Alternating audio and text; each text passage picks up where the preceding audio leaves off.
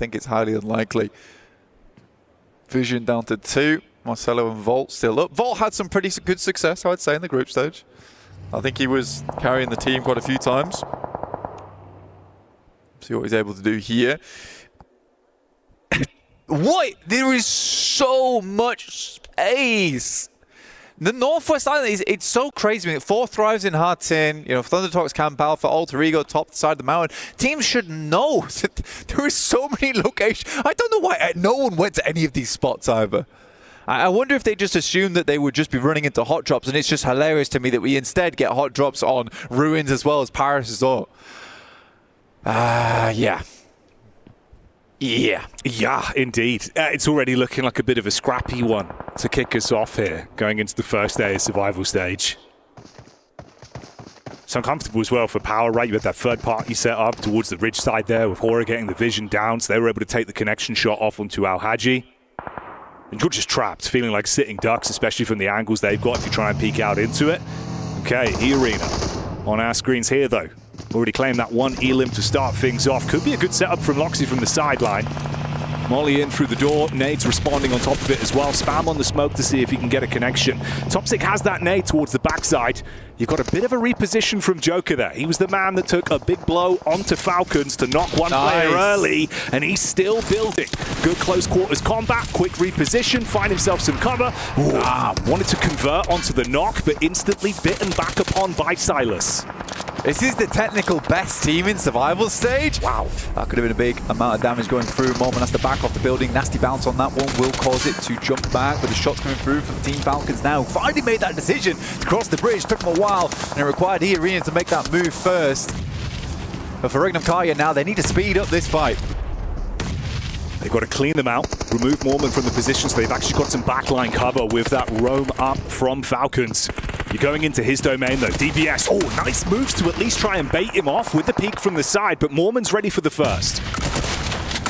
While down, just 2 players there for Regnum Karya. Not ideal whatsoever. Not an easy circle to play for Regnum Karya.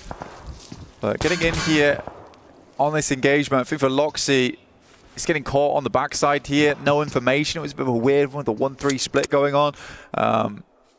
And the timing's just a bit off. It's a good Molotov actually from Joker as well, because it prevents Loxy from going back in that building, forces him to take that 1v1, and he's got the lip to play around with. You just wonder if the comm didn't come through fast enough for the rest of the team to react. That was just Silas, Poshvik left alive. They've got no clue where these bullets are coming from either, scanning the horizon.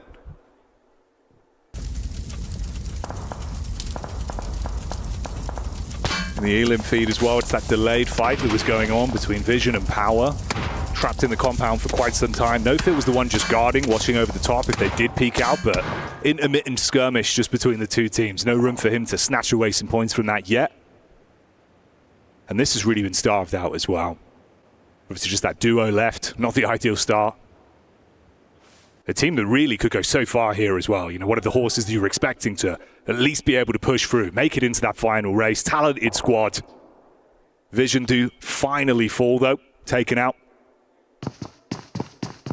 Yeah, Alteki, very shiny coat on that one coming off the back of PMGO. And to be honest, I put a lot of stock in that team. Yeah. I put a lot of stock in Regnum Karya.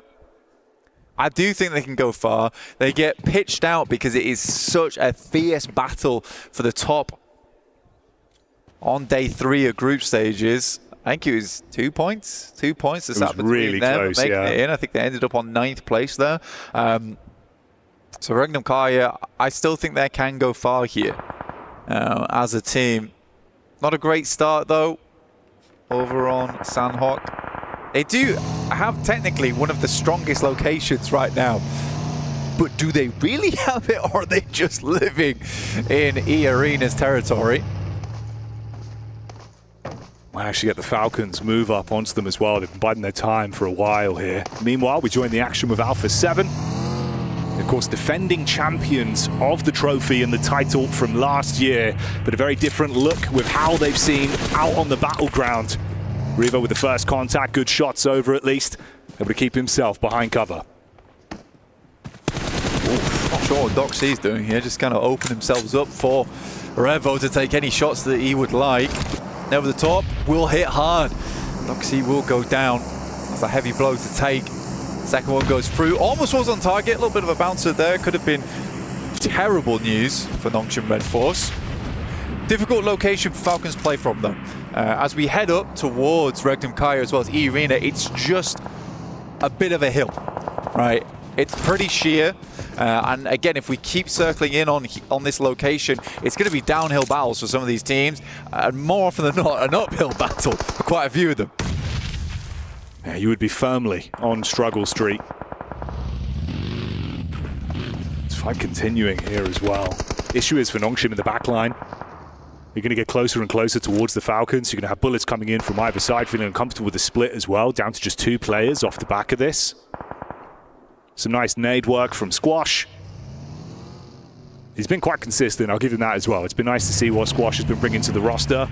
He's fitted quite well, you know, like a glove. It's nice to see for Alpha 7 they can just get on board with him. They're right though, they do have to try something different because it's not working. You could, this is very different for Alpha 7, I would say. It's a much more passive playstyle than we usually see over on Sandhawk. They took their time to head over towards this position. The circle does afford them that time though, over on this southern bridge, and I do wonder how they're going to play this one out. Luckily for them, Falcons are losing a player. You've got Nongshim Red Force down to 2. So there is a route in for Alpha 7.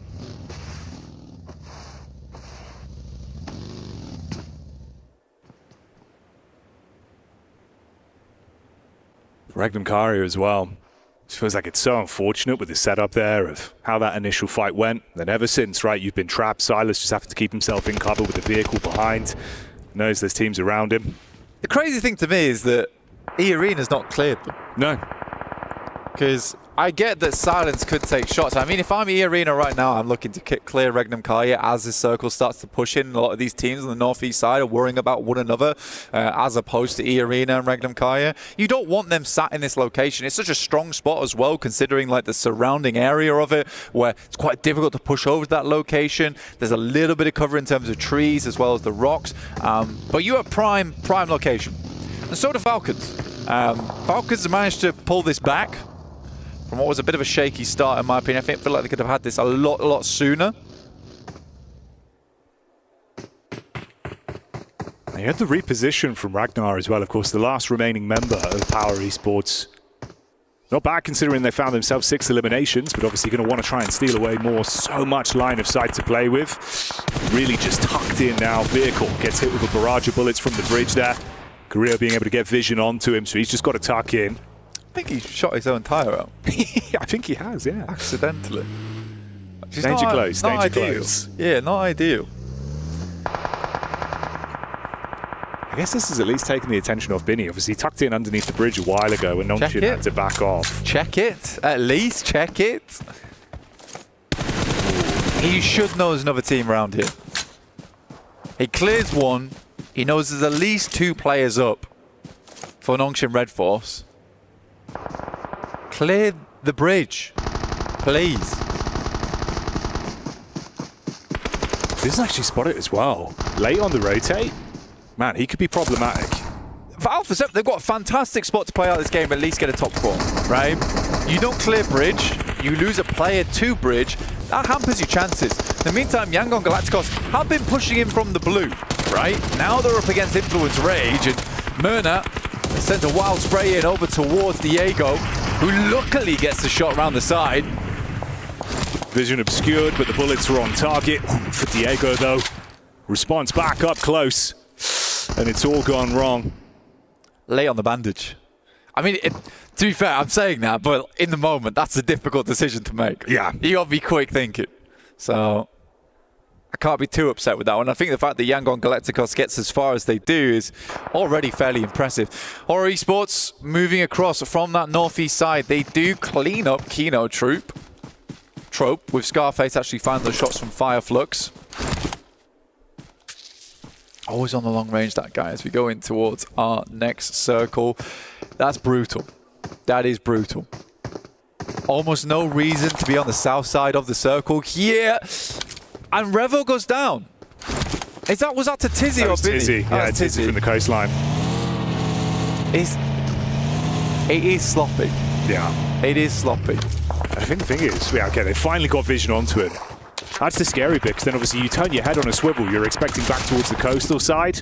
Binny might have been able to cause some issues, both dive in towards the water. Oh, mate. This is getting messy. Squash is looking around the side. There is a team coming through. That is a nice angle. Well played, Squash.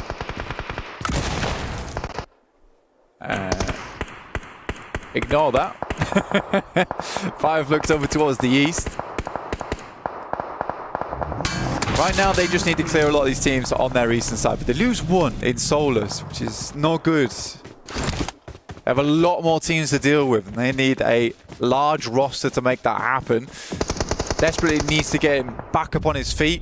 Binny will go down eventually. Regnum Kaya actually winning on the north side. Squash finally being able to finish that one off onto Binny as well. And you're right. It's not ideal whatsoever for an intense game. Bullets back over onto it. Meanwhile, we lose the last representative from Horror Esports as well. It's two guys. Wow. It pushed them. Yeah, go for something confident here, surely. Play off one another. I mean, Silas has just been tucked in this exact pass for like a good, what, 5-10 minutes? Effectively uncontested. The nade back. This is wild. This is wild. One on the left-hand side will go down. Toshbik needs to be quick on the trigger, though. If he wants to get Silas back up, one goes down the back lines. They might just finish this off. Now just Mormon left alive. Toshbik in a 1v1. Oh, the peek into it. Okay, quick switch to the shotty secondary and able to mop that one up. But that is rough, dude. The fact he's forced it down to the solo, decision to make to go for the pick back up as well, especially with Fireflux further down the hillside. How has he got away with so much mischief? Just two of them. 35 seconds. I think he has time to get Sakura back up again, but yeah, messy. Very, very messy. I do think that the arena could just have pushed them slightly earlier there. With nades, take two angles. If you're getting shot, just back it up. Falcons, though, fantastic spot. Could have had four. Alvaro didn't go down. But Alpha 7 do make it to that coastal side, and Tizzy continues to be a problem. Yeah, the double spray. What? He got the backline angle for a double spray onto Alpha 7. They know he's here. They were aware from so long ago. Exposed himself to it. This is brutal, bro. Roll up as well. Falcons potentially realizing now's the time to go in. Koa from the sideline spots them. Exchange on points between either team. We say goodbye to Alpha 7. And Falcons looking to put themselves in a good spot. Alpha 7 Falcons just take down Tizzy there. Honestly. Fair play to the Falcons. This has been an odd game all round. Let's be honest. I think Falcons could have been quicker over towards that north side. There's a lot of teams on that Northwest Island that were cut out in that top 8, who were finding the most success there. Nade goes down over towards Ralph. My. Literally eats it, chomps down on it. No big deal. That's nuts. A Maxim-esque nade right on target, but he barely survives with a sliver of HP. Difference is, obviously, when you look at the battle of attrition, right? Falcons, the only squad that have 3 players left alive going into this. Want to play off one another. Rotate over from Fireflux as well. The arena in position to at least get a shot potentially back onto Redox from the side. Scarface is not... He's a bit of an unknown factor here for these teams because he is incredibly good when it comes to these open sidelines. They also have this ridge to work around. And Fireflux are currently inside the circle. Falcons have to push out into that open ground. Very, very nicely placed. That's Ralph going down, and Koa has to play in the smokes, but there's Scarface. Oh, here he comes. Unloads the magazine, gets a clean connection off. Sakura down, sideline back over from Redox. Goes both ways. Wave goodbye to E-Arena. Leaves us in the final fight with just 2 squads, Fireflux and Falcons. This is fantastic from Koa, man. He has to immediately start moving up. He knows he can't delay. And I think actually Fireflux won't expect him being this close. Like, that was a stellar decision from him.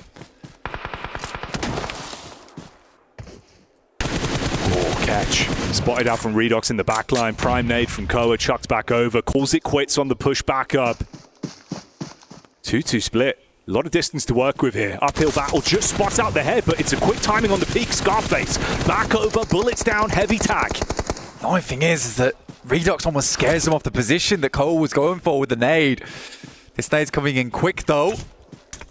Cole sends a nade down, does good damage over towards Ketch, and Scarface is yet to toss the nade just yet. Could airburst over towards him. Cole's taking a 1v1 and Ketch will win it out. Oh, the Tommy Titan unloads the magazine, shuts down the first. Redox with a big task ahead of him. Quick peek up over the rock face, battling back with the DBS, trying to keep them isolated. Give himself 1v1s. He's got the heal in. Quick peek back around, trying to see if he can bait them on the face. If they give him an opportunity, he could snatch it up close, but Scarface handles it, and they will snatch that one away. It's a dangerous proposition. Scarface will be letting some scars into the battleground there from long range. Give him a sight line, give him an open. For the Falcons though, again, cannot give enough praise over towards Koa. He is just making some big movements. I really do think if Redox doesn't take those shots there, potentially that nade goes through. It's a little bit of a miscom, potentially. It might be a case he has to take those shots to keep himself alive, but yeah, frustrating. Definitely frustrating stuff there.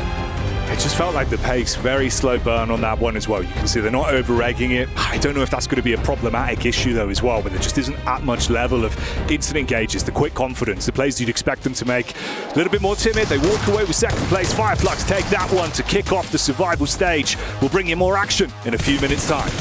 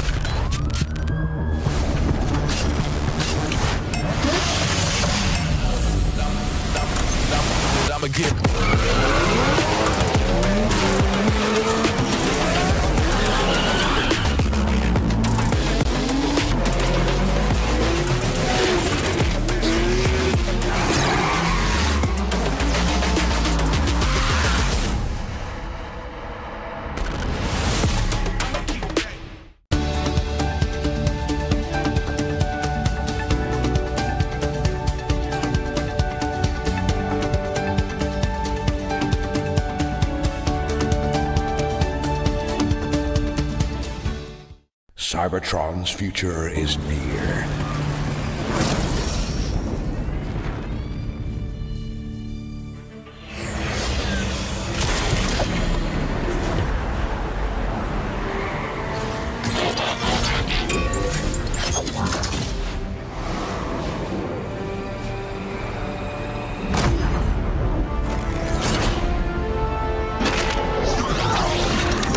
Autobots, roll out!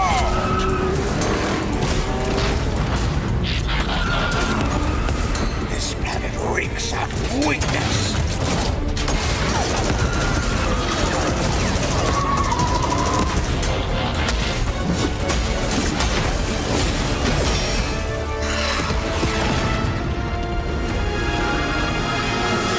Your courage reignites my spark. We'll crown a new lord of Cybertron.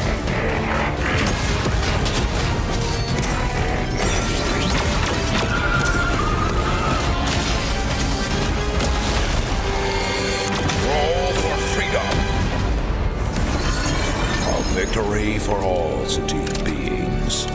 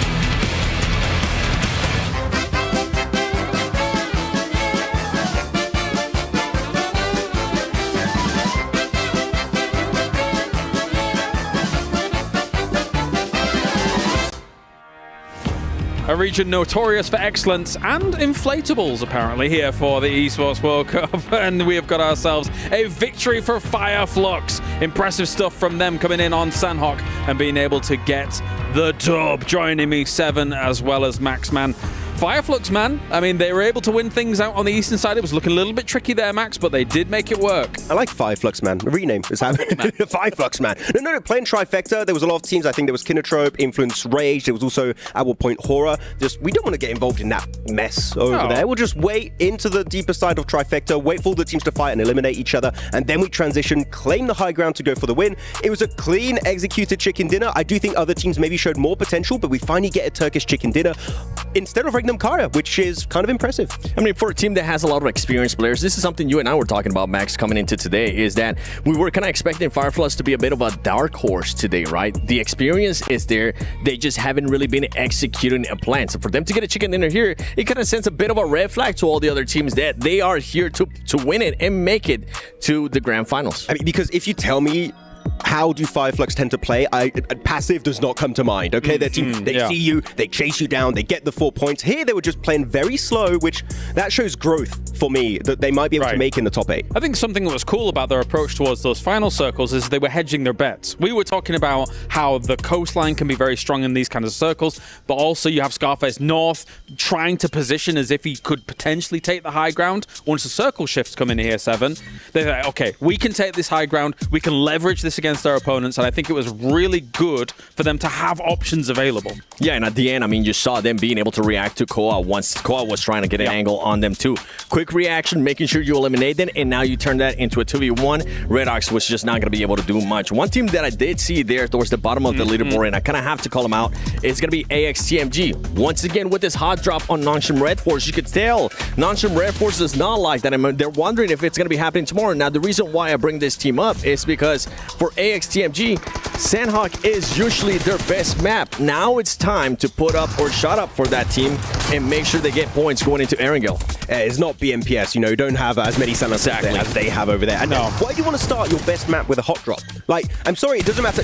You can be good at the map, but hot drop is just pretty much 50-50. And even if you do win it, you might lose players, and you don't have a chance of winning the game. Especially since there's other options than Ruins down there that nobody's at. So you could take the same rotation paths as well, in theory.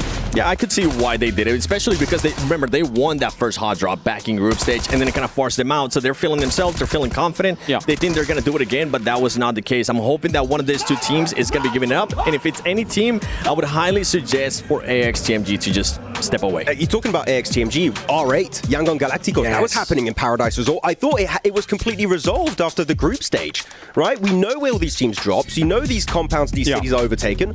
Why is it happening again when you only have, again, 12 games? You need to make every game count, so this is going to hurt them really, really badly here for the survival stage. Very small sample size of 12 games. And if 2 games on a Sandhawk are going to be an aggressive starts and things like that, I would argue in a really long-form tournament, Paradise Resort's not that bad a spot to actually challenge for compared to a Ruins, right, Max? But, I mean, at the same time, only 2 of them.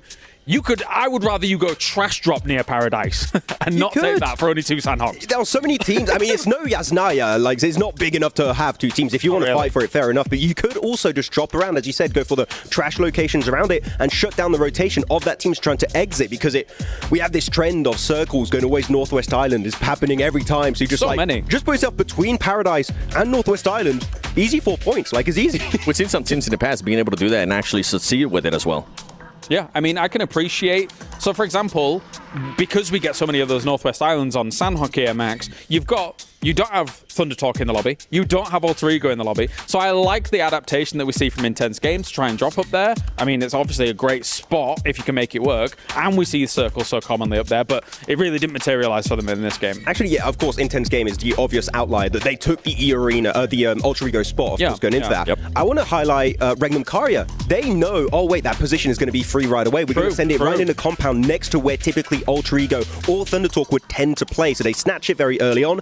I do think, unfortunately, E-Arena had a very similar idea and cracked the same compound. Like, you're already here, what's going on? But that did, unfortunately, result in an early elimination of Regnum Karya. Well, not even early elimination. They fought for so long. It came down to 18 minutes, and then that's when the fight finally ended. And then nobody ended up winning because I think E-Arena ended up with, what was it, just 1 player? And Regnum Karya obviously getting eliminated. So not something that you want to see. Something I do want to mention mentioned though with Alpha 7, we were seeing them late rotate into the circle. We were wondering if that was going to be happening because of the way that the circle was going to be going. And then on top of that, they were just being able to surprise Nunchim Red Force. You had some players from Nunchim Red Force being able to now move on to the North Island.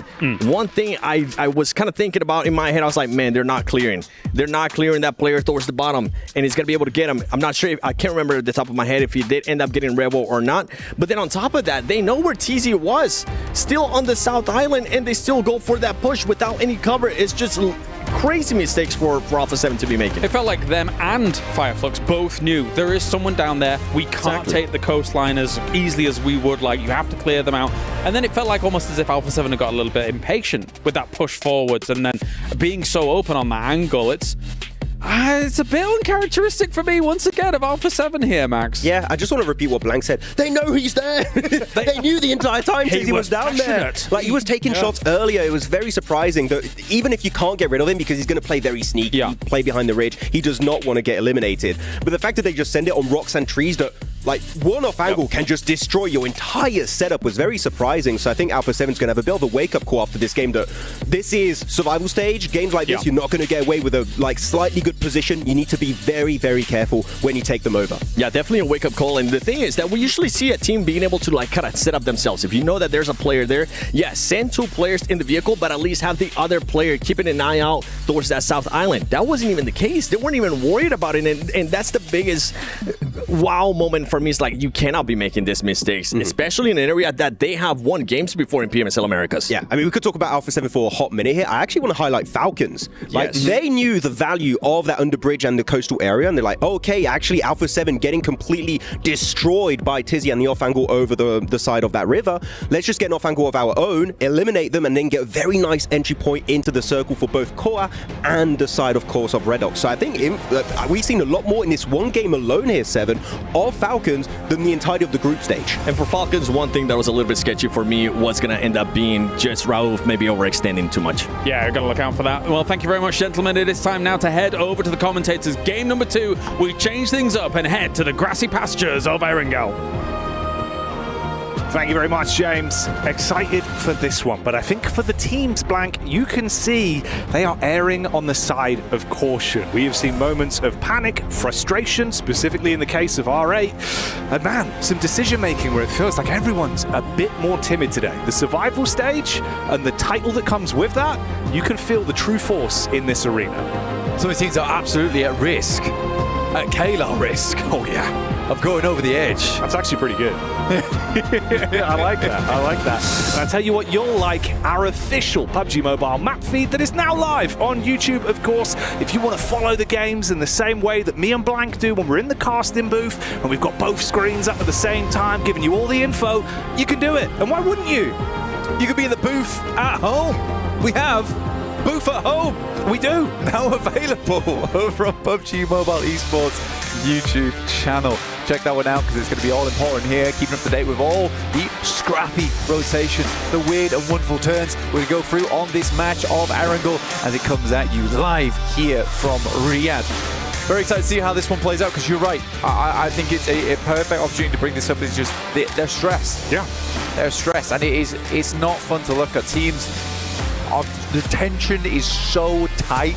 And I'm feeling like for some of these teams that string's going to snap and it's going to be explosive. I'm going to get back into this. I mean, you see Rebel just rubbing the eyes down. I mean, he is... That last game, I mean, yeah, rub the eyes. Blind to Binny. Apparently so, right? It just felt like they knew about those positions. They were aware of what they had to do, but when it came down to decision-making, it just wasn't Alpha 7. It really wasn't. It didn't have that same caliber that we know they can play to. Yeah. I don't know, man. I was saying to you, it feels almost like you're watching 4 individuals that are fighting amongst themselves. It's not that sort of team ethic that we saw that took them to that title win last year. And a lot can change in 12 months.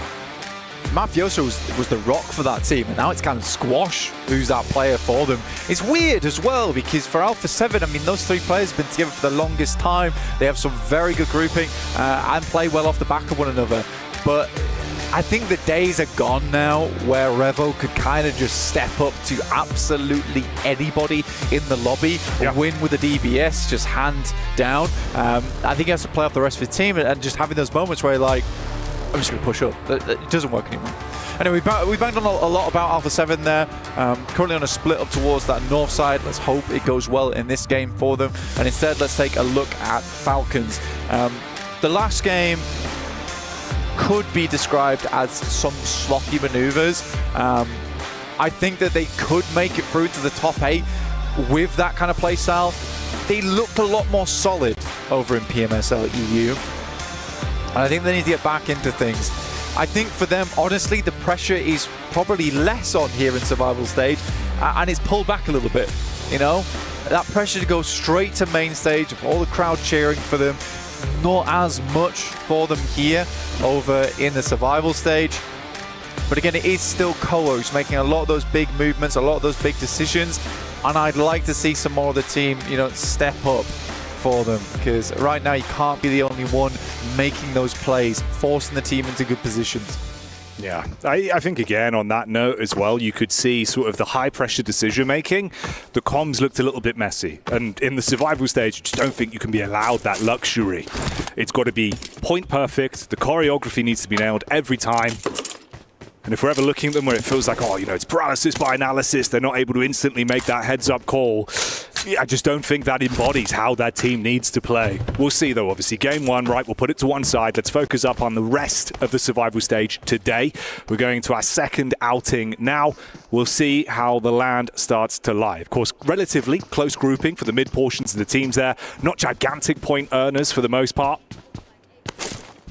For Fireflux, I bet they're very pleased about the Sandhawk. I think it's been quite a while since we've seen an actual good Fireflux Sandhawk. I think they were always in the conversation towards the end game, but getting themselves a chicken dinner must feel very, very good. You saw them shouting. They were elated by that win. It's a good moment for them. And I think for Fireflux, this is certainly the spark that might start something special for them in the survival stage. For their PMSL EU outing, you know, it was pretty decent, all things considered. Couldn't quite best over towards some other teams, but I think overall it was a very, very good result for them. Sort of came out of nowhere on that last day and just jumped and jumped and jumped. For Regnum Kaya, on the other hand, there have been some really good games. I think in their 2 days of play into something fantastic. And I think if they were able to do that, I think that would have given them the confidence and the momentum to push even further. So I just think for Regnum Kaya, we're waiting a little bit. We are playing the waiting game. We can't wait forever. No, you certainly can't. I think it's interesting as well, because obviously 4-5's had some amazing games. The team that always felt like they could have made similar plays was Regnum Kaya. They were always in very similar positions with some of the circles we saw there. But like you say, just didn't quite capitalize on it. And we saw how well that went for 4-5's, right? Suddenly you absolutely blow the way up. They're looking fantastic, racking up those results. And yeah, I mean, again, man, like we're coming into this, they're one of the teams that you would expect to be able to make it out from this portion of survival stage. And I think with the talent, they should be able to bring it. But obviously, you've got to show that in the lobby. I think you would be disappointed not to see them go through. And it's funny, actually, because the way things actually shape up right now, barring, let's say, E-Arena, which I feel bad saying, I think that's the only team that I'm sort of skeptical about. But if all 8 of these teams made it through to the finals, I think I'd be quite happy with that. Honestly, I think that makes sense. You know, Fireflux all the way down to Regnum Kaya in 8th place now, probably would switch out E-Arena with horror. But I am prepared for anyone to make that big, impressive maneuver. It's early doors, so we'll hold our reservations for now, see how it develops. Oh, AX, okay, up against Alpha 7 up on the hillside. Exchange of nades. Only a few left in the back pockets, couple thrown out. Relatively fragmented as well. It's Devotee that's kind of trapped on an island. Cyrax's there, but the Bazon to support, not the best range. Yeah, absolutely running low on ammo as well. And I mean, for Alpha 7, they've had to back off because it's danger close on the other side of Regnum Kaya pushing up that way. intense game playing around Hospital. Typically, Regnum Kai is quite good at playing this position, where they hold a lot of space and just create problems for you. It's very central right now as well, so I don't think many teams are too unhappy with their spot for Alpha 7. They're dropping smokes right now, trying to get away. I think they're happy to just give this corner of Everest over towards AX. They don't want to get caught in the crossfire between two teams.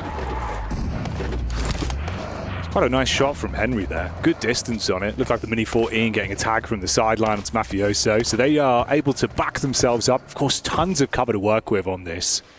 She's not going to eat damage from the front line. Mafioso as well can kind of hold Edgard in this, get a bit of a read on where they're going.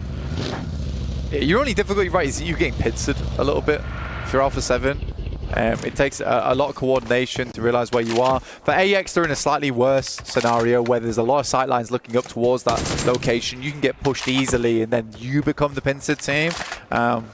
Typically, if no one heads up here, Alpha 7 does need to be very careful about this southwest side of Everest. Regnum Kai here, they're going to play it slow. Yep, absolutely don't want to be doing that. I think you did see clear that actually go down to scout the building that currently Regnum Kai have held. And it's a good spot. It's a very, very good spot to play, quite open around there. You do have this little ridge side here, which prevents you from taking shots to teams that do situate themselves on this locale, but this is going to provide information back fairly quickly to Korea if Regnum Kai ever want to push. Meanwhile, you get the POV as well. Nice little establishing shot here with the rotate for Hora Esports. Another team that I think, we've seen a lot of good telltale signs, especially in that last game, some of the heads-up fights they went for. No Fear was making some nice plays. I think Sky as well, like the close range combat, dude, he was thriving. It felt like he was just kind of, bring me more, bring me more. No Fear's has his moments, right? And I think the Sky's able to capitalize on them quite a lot. But yeah, No Fear's been opening up a lot of opportunities for this team. I think they fell off quite a large amount towards the end of group stage. Weren't able to quite maintain pace with some of the other teams who were just living in large, right? Alter Ego were living their movie throughout the entirety of that one. I think for Horror, they just weren't able to match that. I think here in this type of lobby, it's a much easier locale to really display some of that strength that they have. Now, this is an awkward one. You can see a tons of team on the western side of this circle. You're pushing out over towards open ground, over towards Pachinki. You don't necessarily want to head over towards one of those cities nice and early here. But for your Team Vision, I think heading over towards Church right now, getting that high ground set up, you could easily go for something like that. You won't want Fireflux coming in from that eastern side to pick that one up too quickly. So yeah, I think for Team Vision, it is just a case of getting Vision over towards Church, making sure it's not taken, because it is an astronomical amount of teams that are on the western edge.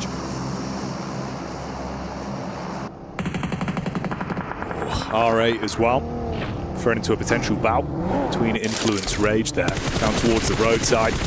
Marzin set up a couple shots back over Prestige, taking a hefty hit from Law, bringing down the gavel on that one. And again, we already saw R8, it was frustrating. Their outing in the first game, it hit them heavy. The headsets were thrown off, the team was dejected instantly. So being able to at least withstand an opening pick here and bring yourself back into it, that's going to do more for the men. They do lose Prestige, he's fully taken out. You get the response back over, so 3-3 left on the player count there between them and Influence. Yeah, Law gets repealed. And like you say, it's a case of we went 3 for 3.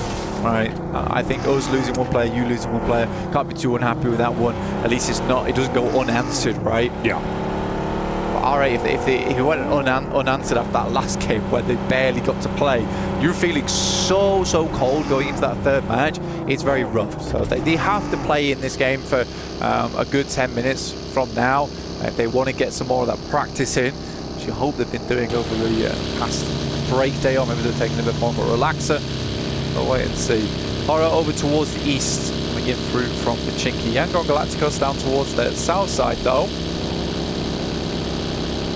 See if they actually do end up battling against one another. I think they do have a player nice and up in front to hold those players out. Horror's going to have to go for something very quick here.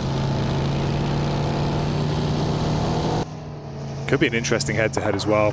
Both of those teams have been playing with a pace a fair bit throughout the games we've seen from them. For Hora as well, a lot of question marks. They play a little bit too passive at times, but they've been able to switch it on when they need to. Pretty rough position going through this field. A lot of sightlines available over towards it. It's a little bit later in the game now, so not as many teams will be holding this. So they're just going to head over towards the south side of Pachinki. I think that's fair enough. They checked the buildings down towards that south side where Yangon Galacticos currently ended up, and they didn't fancy that smoke. So sending over towards that south side, taking the gamble on that one that no one's picked up for the meantime. They can potentially hold out R8 here, but it looks like R8's heading further down over towards Yangon Galacticos, which might have been a mistake for them. But next circle coming through. Ouch. Straight down towards the fields. Teams have got to plant themselves in here. Hope someone comes along to water you to sprout into a chicken dinner. Kind of combining the analogies there. I don't know if that one really lands. A bountiful harvest. Oh, there you go. Yeah. It's true. Some nice potato growth. Chicken and potato. We like it. We like it. Hey, that's a whole dinner. That is a whole dinner. A lot of teams moving in though, over towards this field. You don't have much choice right now. This is going to have to be a fast migration from a lot of teams. You are burning rubber to get here. But where in here do you go? There's not a lot of options. Yeah, limited space with a lot of squads to try and balance this out between them. It's actually a great rotate from Falcons. I'm actually very pleased with this. This is fast. They're into a nice spot.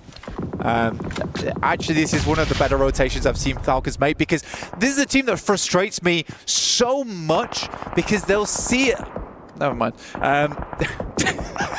Oh, Valo, come on. They'll see it. They'll see a location on the map that's free and they just refuse to take it.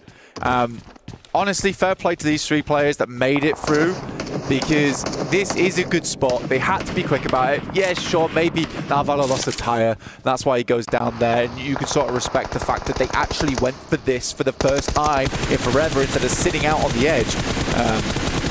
I am pleased. I sound angry. I am pleased. I'm pleased. I'm very, very pleased, in fact. He's smiling. He's smiling whilst he says it.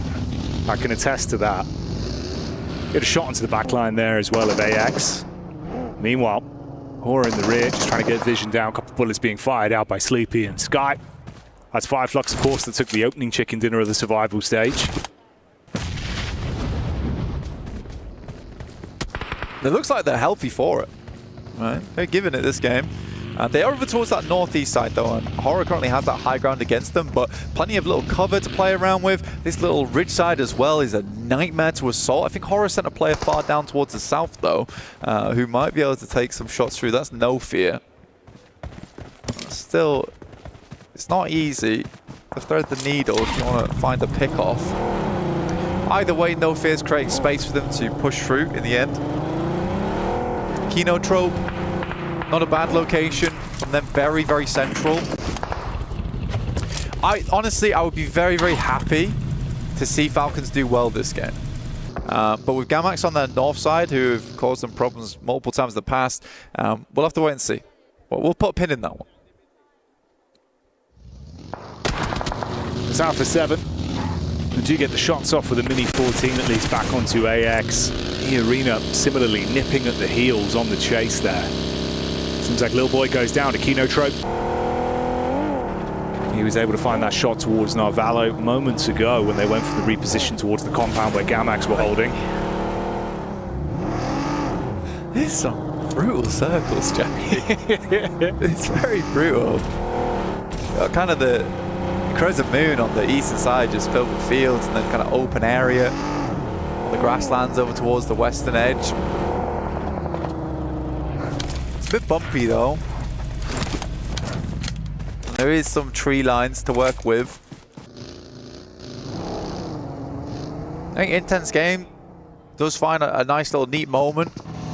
Squeeze through the gap on that west side, but I think they're likely wanting to be holding out those teams like E Arena, who would be likely coming from that compound on the west.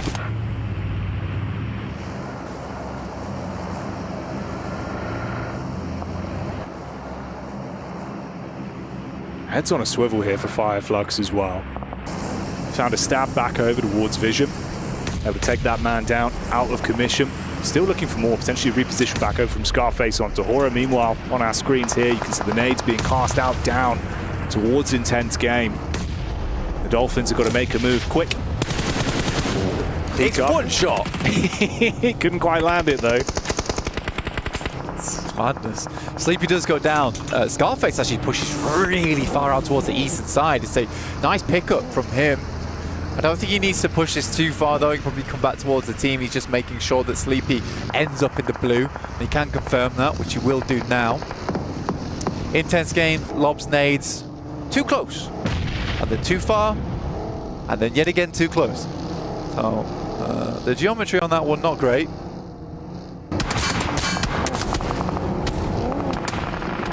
More shots into Horror as well. Obviously Fireflux setting themselves up after picking off one player with the aggro push from Scarface. Everyone else just being able to shoot towards them as they have to bail quite a far distance in open ground. What is the options here, Jack? Just run, man. Head held down. Falcons do catch off one of the players in Sky. He was getting a little bit too close for comfort for them. But they're going to hold this position with the circle going north as well. Good for Falcons. More time spent in this compound means more time at safety. Silas is able to find AX, but Silas will get taken out by Intense Game, giving them no chance to pick their player back up again. They've got they had a 2-2 split going on. Wild wasn't able quite to grab him. I say long shot, by the way, down that south side versus Alpha 7, and they find him. Yeah, that was the steal away from E-Arena as well, even off the back of the knock from R8 there. So Alpha 7 feeling a little bit uncomfortable. Obviously Intense Game similarly in the angle to work with. Yeah. Okay. I don't really know why he was peaking that in the first place. Right, because they've got to think about what they need to do next, and R8 has to move in. Like, there's limited time that they can take that long angle on the western side. I just don't think Mafioso had to make that peak, especially when he's placed himself on the hard edge of the blue as well, where the north side can see you. Not enjoyable. Yeah, I don't see them lasting very long here. Now, it was a nice attempt on the rescue mission, I'll give him that. Obviously, for what it is, though, Squash is able to lock this angle down. He's been really crisp as well. Good tracing. You can see even from distance, able to keep on target. Obviously, you run the risk of going for the save on your teammate. Instead, both you go down because of it. So again, it's a really brutal game for R8. Meanwhile, here we can see E-Arena on the crash down. They're going to see if they could shut down Intense Game. Flashbang right in the corner. Keep you concussed. The shotgun comes out. Joker trying to make things work, and they will do just that. Goodbye, Intense Game. 8 elims again for E-Arena.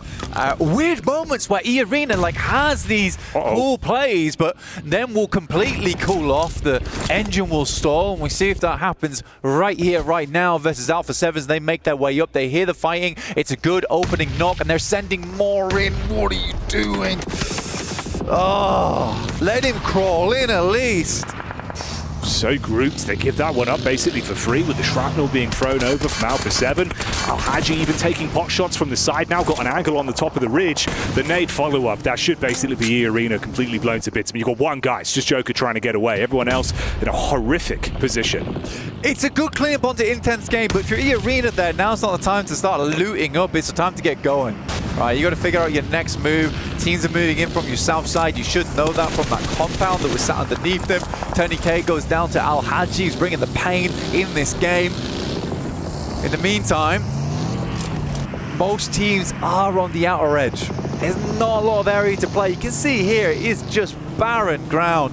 And that bountiful harvest we were talking about earlier might not be quite coming through for a lot of our teams. Oof. Koa getting the spot there on towards Solus. Damage back over from Power as well. As Fahedon's able to show his impact to Power Gaming, revving the engines, keeping the momentum going. For R8, they did get the revive back up onto the knocked players. There is still 2 alive in commission. That was Marth with the heads-up maneuver to keep him up whilst the attention was turned from Alpha 7. Of course, on that E-Arena crash that we saw moments ago. But R8, they made it a fair way into this game. I think they had to. They needed something to give themselves a little bit of confidence going into the next matches after that first one where it looked brutal for them. It looked absolutely brutal. Power in the meantime, though, like a locust over on this western side of the map, ruining all of our crops, realistically. Taking one shot after another at stragglers. The more they clear on the western side as well, the more strength they'll have in towards that end game. It looks like Easy's going to scout down over towards Alpha 7 here. We're getting peppered. And this is that split from Regnum Karia that aren't actually in a bad position whatsoever. You can see the bull in this. And Revo's realizing, man, like the entire team is just being cauterized. They can't get towards one another. You are trapped in position. Marth getting the headshot on that as well, coming back to haunt them. They threw the first stone at R8. But instead, that's just fragmented the entire team for a late game finish on this one. Ida getting knocked there out in the open. Again, for Korea, respect their attempt. I mean, he had to get out there, couldn't wait around for the vehicle to pop. It would have taken his life. He's managed to crawl all the way across the Revo, though. Kind of impressive. He's actually made it that far. Yeah, it's a good smoke train. Eden goes for a blind nade. A guess on it. Just having a look at the smokes. Toshbik goes down, as does Loxy. That's a double knock on the nade. Wild's not there to assist, and this should be a free and easy maneuver coming through. That must have been directly through those slits on the top of the shack there as well. What a nade that comes through there. Oh, yeah, I think you leave him. I think you leave him. I think if you're Wild, you're looking for a survival game. I don't even know why you bothered. You got to know when to cut your losses on that one. Yeah. No one to fold him. Exactly, man. Can't be going for these gambles right now. This is not the time to do it. I mean, at least with the reset, obviously, you've got the two players from Alpha 7. They were able to get the pick back up in Korea so they can play off one another, but they have to just bail. The position was compromised for so long. Kinotrope inside of the sly hut there. Back towards the hovercraft. Tuck in, see if they could steal that one. Key still in it. Nade over the top, just into the back line. If that's on target, it could be uncomfortable, and they're pinned in at least. You got the flames in front of them, the nade over the backside. Horror getting hit by Easy as well, makes that look easy. Hot days, Korea goes down. Just Revo's still up. Nongshin Red Force in the back lines as well, taking shots. Some good nades, some good ordnance coming through from Kinotrope to keep them at bay. In the meantime, Falcons will have to deal with Gamax on this north side eventually. They played a slow game with one of the only teams that had a compound for this long, but they need to step up now. Right, versus Gamax, this is where they need to win this fight. I think it would be a crying shame if they lose this engagement.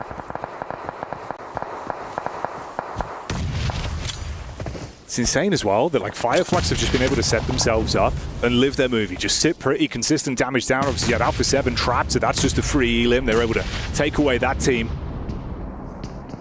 And they have been sharing this land for so long. I mean, Gamax have basically been sat here with two players for an absolute age. I get that they were wanting to wait for the pushes to come through, but I do think they could have held off on those nades a little bit. But I think Falcons just wanted to confirm their cause on this north side. It sort of makes sense.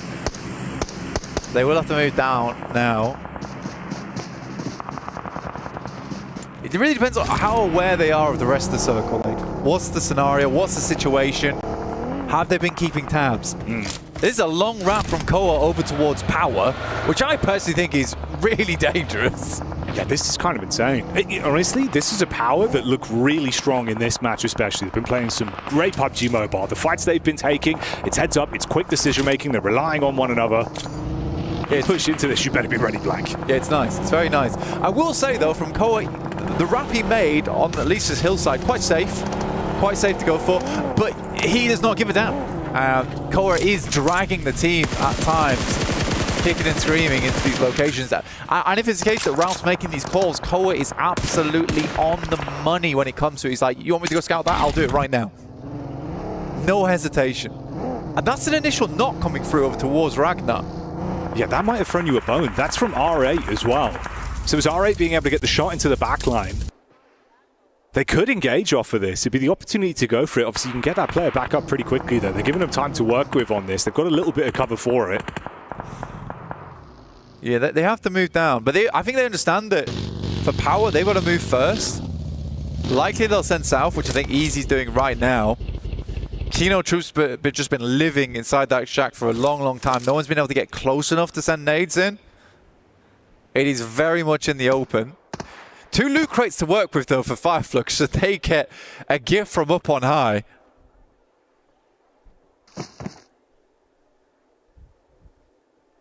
It's tight on the elims as well. 7 for Power, 6 for both Nonshin Red Force and Fireflux. You feel like they basically just had freedom to wait for the push to come towards them. Easy set up with a bit of paranoia about Marth's angle. He knows where he is now off the back of the shots that were fired over. Just the risky run of leaving yourself exposed from the back. Doxy's going to move, and soon. Ralph knows it. Just hold the angle. Has a rough idea now where the other players are. from Fireflux at least. Pass that information back across. We'll take this shot, and he was just looking up to the right. Oh, caught slacking. Ketch will pick up that elim. They could crash this if they wanted. I think they'd much rather get rid of power though first.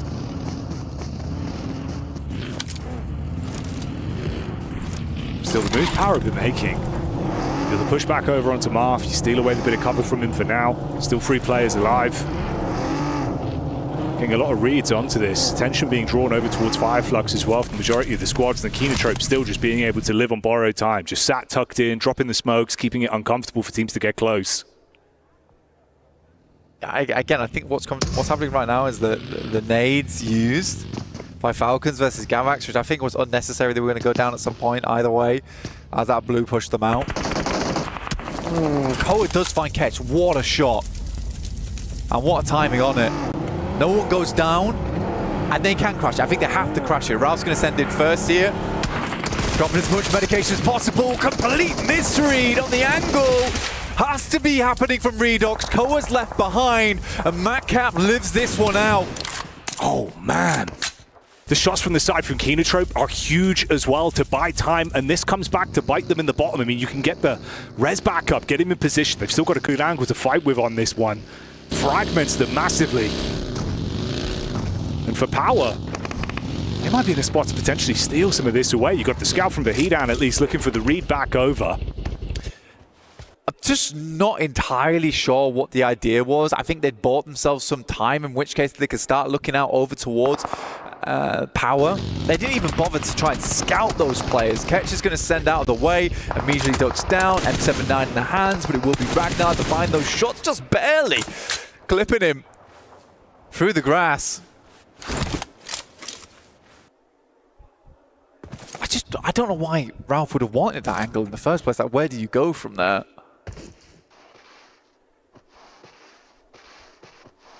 I think your only option was to wrap west. Yeah. The Fireflux are running so low, he had no shells left for that, so when he drops, couldn't fire out a smoke to shroud himself. Both of them now go down. You're out of commission, leaves us with a final 3. Koa barely crawling into the zone, belly on the ground, looking for the angle towards Kenotrope. Oh, the timing! So exposed. He can take this shack though and play in it, and hope he gets a second. There's a player on his right though, and he does not know. Ragnar with the angle, nade over the backside, shots at the feet, so low on HP. 1 bullet in a dream is all that he'd need. The peek back up. Oh, the knock on the Ragnar fragments Power, but they've still got the manpower advantage on this one, and it's down to Falcons with just Koa. Peek over the top side, spots the head of Easy, shrouded with the smokes, but bullets coming in from 3 separate angles. This is a nightmare scenario. Just has to guess the angles. We'll just send back. I mean, well played to Koa. Again, it seems like the player on that team that sort of has his head screwed on a little bit. I don't understand that push from Ralph. I don't know why he'd want that position from Fireflux. Again, he just try and wrap on top of Power.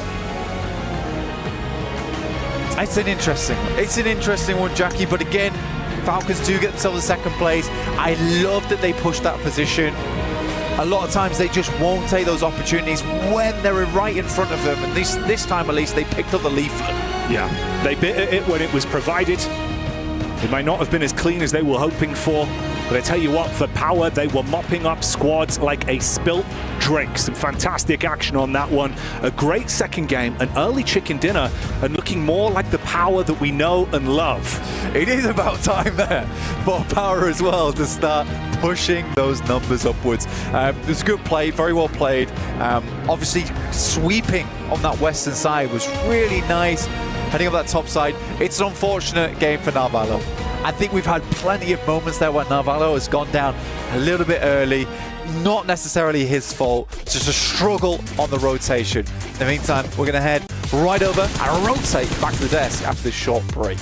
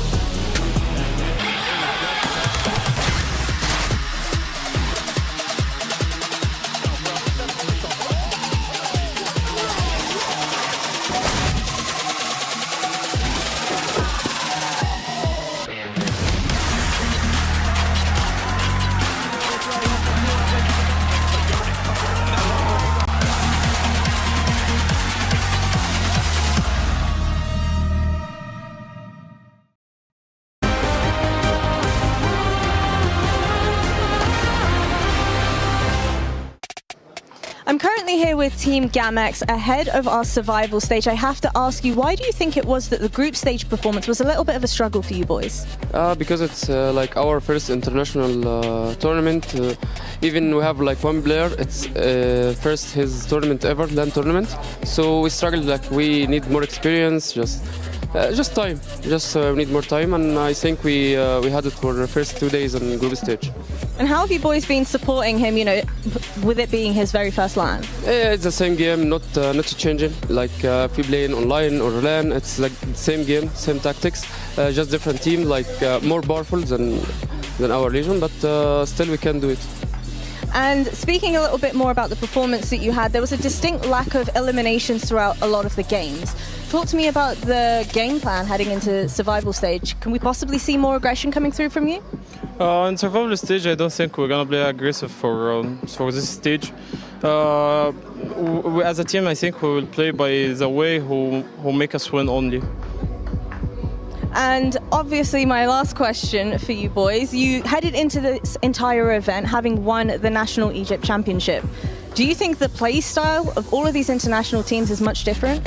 Exactly, too much different, because like national championship is way different with international, because like we have 14 national and then BMSL and then PMWC, so it's a long way to get here.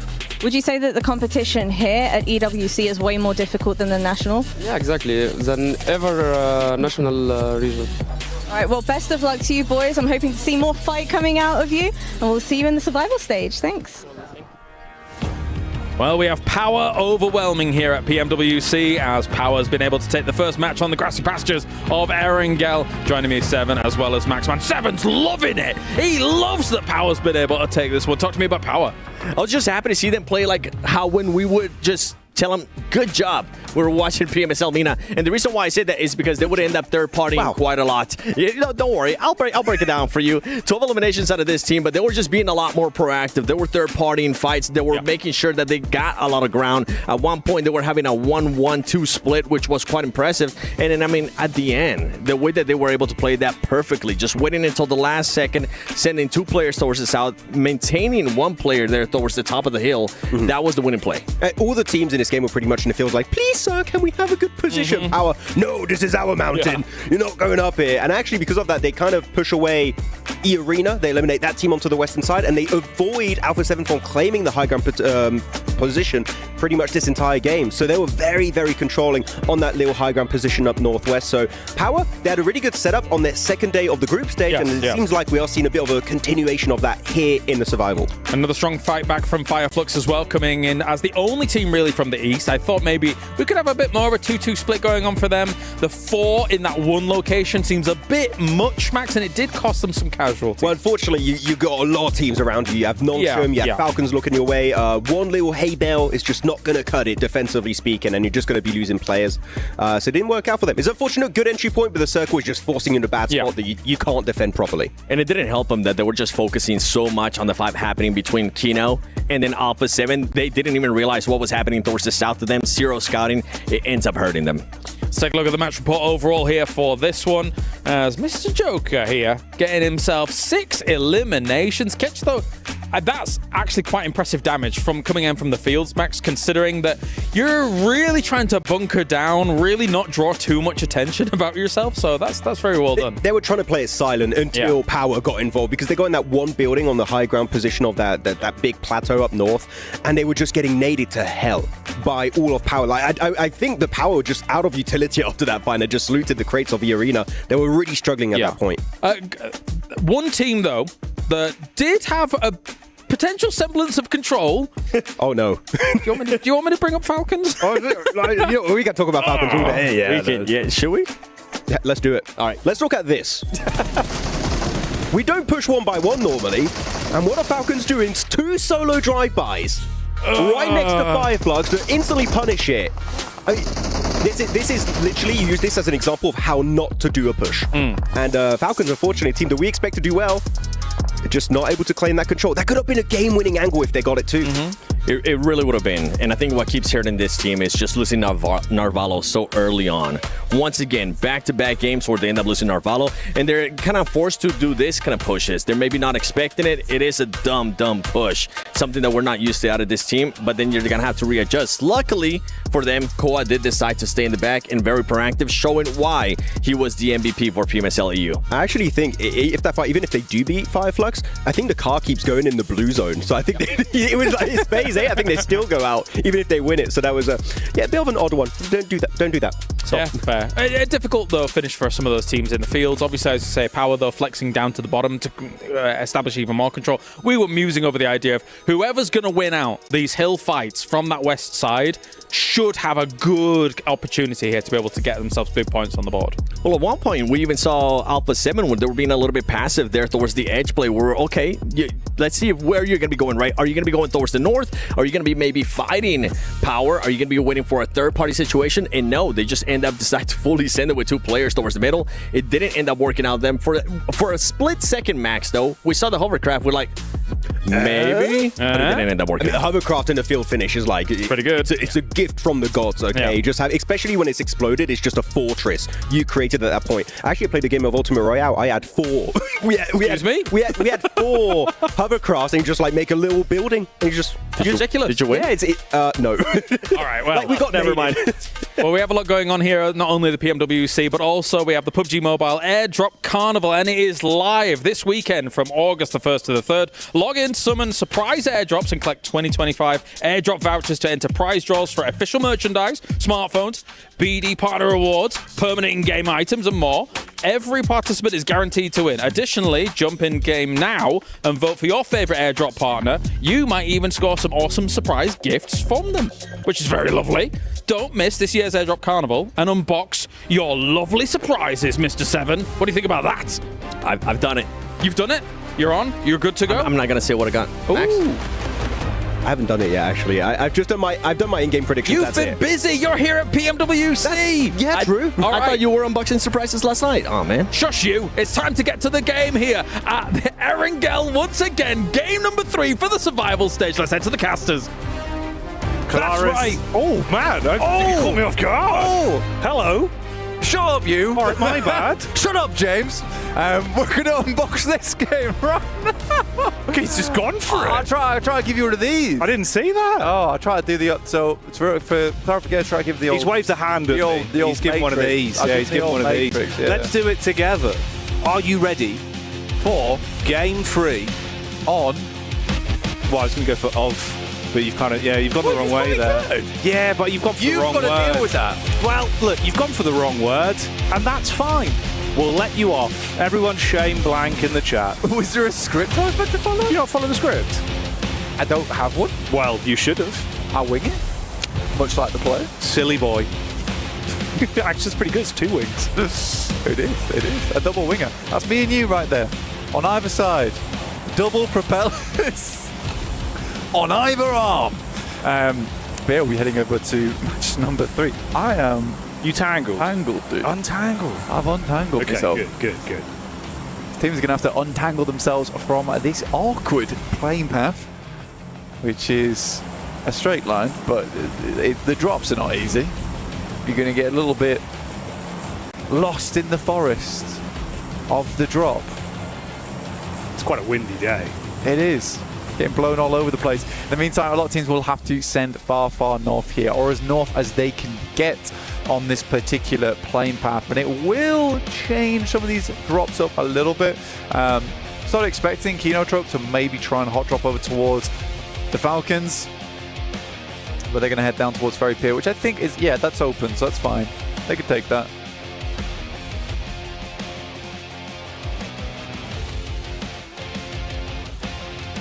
It's your turn now. Wow, it seems like you want to do all the talking. Hey. I just wondered if you keep going. No, bro. I'm done. It's all right. We do a little back and forth here. We're trying out a new stand-up comedy routine. Let us know if that landed. Otherwise, we'll just do normal intros for tomorrow. I tried to make it very clear. I didn't make it very clear. Yeah. Let's be honest with myself. Well, that's fair. A little bit of introspection But is The good. Rock doesn't give a damn about what you've got to say, because I'm all about the gameplay. And that's what we're here for, Blank. Now you talk. Now you talk. Can I That's speak you. now? Now you talk. My turn. Woo! Back on the mic Dropped a again. woo. It's my turn. A woo. It's amazing. Give us some gravitas. I'm quite gravitas. Yeah. Woo! There you go. Would you like that? Was that good? Surely that's got everyone hyped up, right? Yeah, I'm hyped. Yeah. I've hyped myself up. Good. Yeah. I'm glad. You'd need to. Look at this. You know, we got a little bit of introspection. You got to hype yourself up, get yourself into it. This is the advice I would give to all these teams. Ironically, that actually is a pretty good summary of the sort of mindset you need to be going into. Halfway point of the day, right? You've got to try and get those jitters out of you, forget about what's happened in some of the games for the rough starts for a few teams. Try and keep that momentum building. For a few of our squads, they certainly have been able to pinpoint that momentum. The power here, looks like we're thrown into an opening bout though, instantly versus Influence Rage. And the rage of Easy, the last day of group, certainly influenced them here. They've turned into some absolute monstrous opponents. Currently second place. Oh, that is a beautiful jump. Hell of a jump on that. Look how serious he looked as well. Oh yeah, you've got to be focused up. This is horse gameplay. That's what we're bringing to you live. Through the fields of Erangel. Straight hoofing it. A glorious gallop. The Stallion. Power Gaming. Ragnar in the front lines, charging back to his team to assist. That is not a trot. It is an all-out sprint for domination. He's coming. He stopped. Oh, he's too late. Yeah, he might have needed to be a bit quicker on the horse rotate. It's not really worked. Influence Rage are able to fight back and take down one of power. Oh, Vahedon's in a bad spot now. There were some shots from the sidelines coming through, but Vahedon's all on his own. Just got the Pumpy up top side. Ooh. And he takes a disgusting tag as he drops. Yeah. Yeah, indeed. Mac 10 Madness up close. SMG slaps him upside the head. Ragnar from the top side, though, does start to show what he's made of. Bullets down range. Fragments, Influence Rage once again. Lil Boy got to make the move. Drop the smoke, see if he can get his teammate up. Nade from Easy. Ooh, only one, though. We know that he's a bad boy when it comes to it. Let's see if he can hit this one. It will be very influential. Goes through and bounces. Easy. After the M60. Ragnar's just sending it, dude. He's coming in. Close on the doorway, ready for it. He was late to the party. Everyone's already left, but he's determined to keep the music pumping. He just dives into action. 17 bullets in the clip. SMG. There's the secondary if he needs it. Pull out the UMP. Yeah, you know me. Ragnar about to make some crime scenes on the dive-by. Lil Boy down and out. Not the big man in this situation, but the turnaround for Ragnar.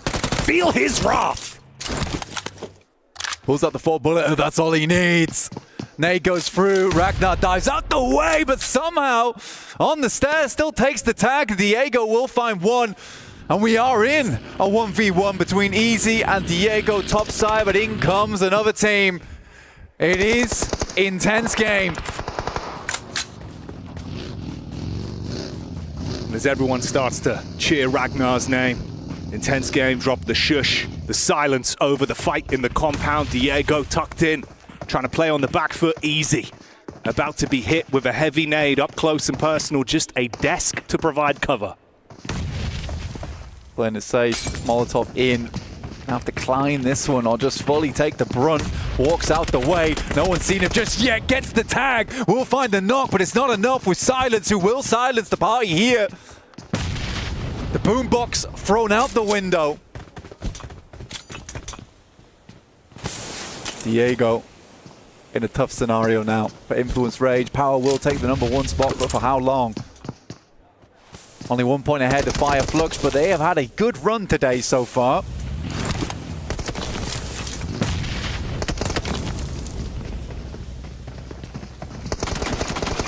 for Diego. You are sweating bullets right now. Off-angle peek on the side, couple shots connect, but Silence does not give a damn. Spams the shots into the loot crate, adds insult to injury.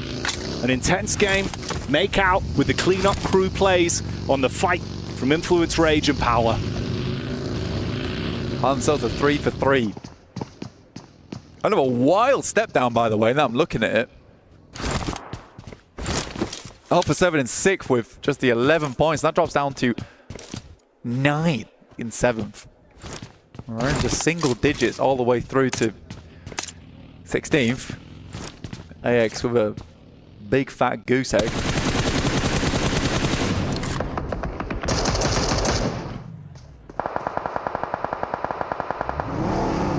Kamak's got a bail with his fajita, the hop behind the wheel. Terrified about having a bike taken out of him as Squash was looking for the setup with the trace. Able to limp out of there with his lives behind the steering wheel. Well, we're in pretty central. This is actually one of the more fair circles we've seen in quite a while here, Jackie. Regnum Kaya leaving Toshpik behind over towards Rozok just in case it does back up that way.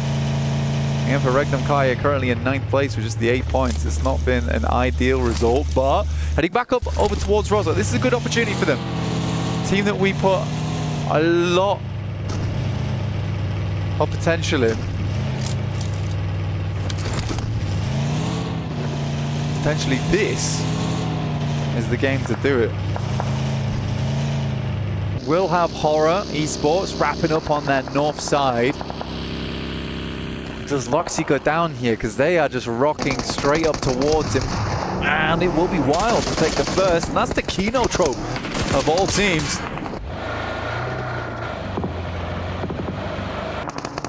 Regnum Kari as well, taking hefty blows here, and you're down to 2 players. It's an awkward firefight between them. You're getting crashed on from either side with Kinotrope and AX diving into action off the back of the punch. Henry firing out bullets with the Scar, ripping people to pieces. Devotee locking down the wide sight lines up front as well. 2 points accrued. That 0-pointer completely gone. It's not the case no more. No way you're Molotov.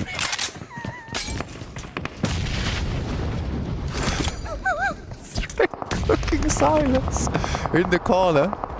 Put on for barbecue. Unnecessary, but tasty. They'll take that point. Ozzy Sands barbecue opening soon. Pre-order your tickets for the grand launch. We got turkey on the menu. Kinotrope, 2 players up. Falcons off in the distance there. I think for Regnum Kaya, if I'm looking at it objectively, I think what happened there is that they've had a couple of games in the past. Ooh, nice nade, Devotee. A couple of games in the past where they've left Rozok and it's come back to bite them later on. So they've tried to take this 2-2 split. When you get this circle shift back this way, there is going to be a lot of teams flowing through this area, right? They want to play the 2 rows. They want to play the warehouses. I think it was a dangerous split and they had to make a quick decision of whether they want to stay on Rozok or they want to regroup here. But they didn't have the time to make it happen. Ozzy-san, final player left remaining. 1 Molotov remaining. We know that he can be nasty with it. It's gone. Made for the no. Wow. Meaty damage onto both. Able to withstand the shrapnel and at least stay alive for now. Arian setting up on the sideline behind the rock as well, trying to get a read onto Ozzy-san.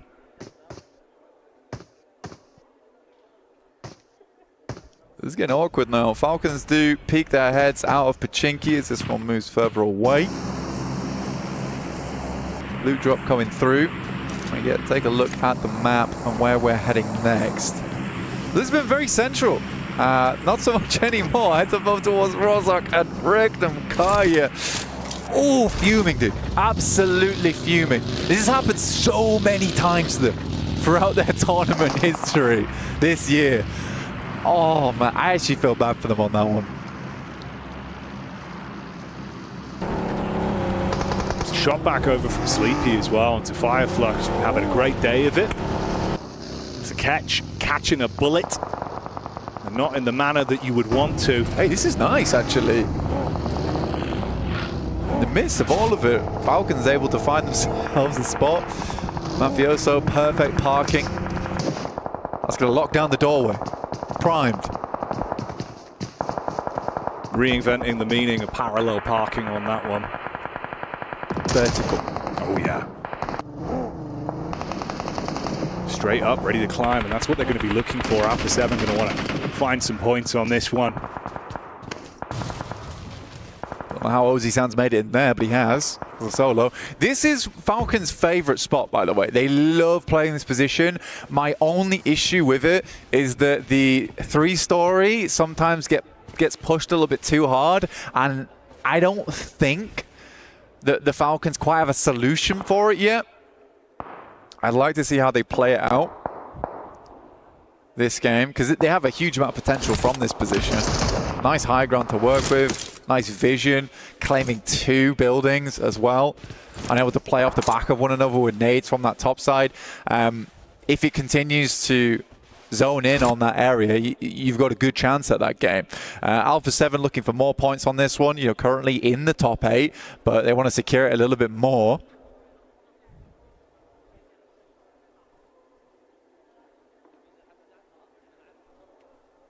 Get the little establishing shot as well, top-down POV, giving you an understanding of just how close these squads are to one another.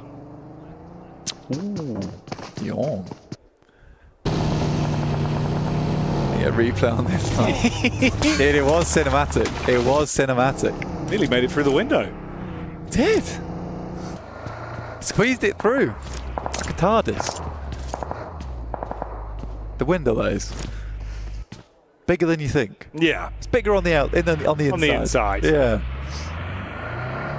Yeah, if it's smaller on the inside, it'd be a bit of a shame. It'd be weird, wouldn't it? Yeah. I went to my TARDIS. It's a closet. Yeah. Where's all the space? This is a high-tech machinery. Budget cuts. We couldn't have all the space on the inside. That would be a weird parallax effect. I'm not going to like it. Smile. Taking some shots out the window for Yangon. One of their top players towards that group stage, just putting a huge amount of work in. There is some games where Yangon's able to get quite a few points. Usually they do limp in towards those final circles though. This is hella awkward for Falcons as we send over towards that eastern side. Now Gamax might have played a blinder on this one accidentally. Obviously you don't know where the circle's going to go, but that's actually a really nice place to play and gives you a huge amount of control. Now Falcons is at the back of the queue. Fantastic compound a minute ago, not so much anymore.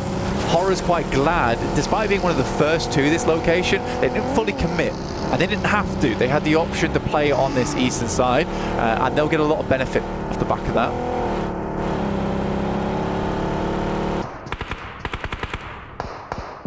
Oh, gets worse for Reknkari as well, of course. Been trapped as just a duo for so long. Alpha 7 able to get the sight lines over, so we'll commit onto that with Toshpik being knocked down on his last legs. Loxy not really in a spot to quickly make the dash to grab him just yet. Nades over the top. Got the smokes on the bottom of the ground at least to try and provide some semblance of cover here. For a team that starts in Rozoak, they're pretty rubbish at it.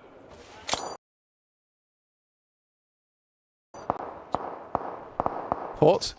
Just going to let that one ruminate, really. I just thought I'd let that air for a bit. I don't think that they're bad at it. I think it's just indecision, dude. Sorry, are you moving further away? Is that backtracking? I am backpedaling. Yeah, I am backpedaling. No, I think that it's not a case they're bad at it. It's indecision. If I'm being real, it's indecision. Fair enough. I think that's also what we have seen a couple of times already, where it feels like the split on the instant decisions where they need to go for something that hasn't really been there, especially today, where it's felt almost like the pressure of the situation has been getting to them more. Yeah, it's like we should move.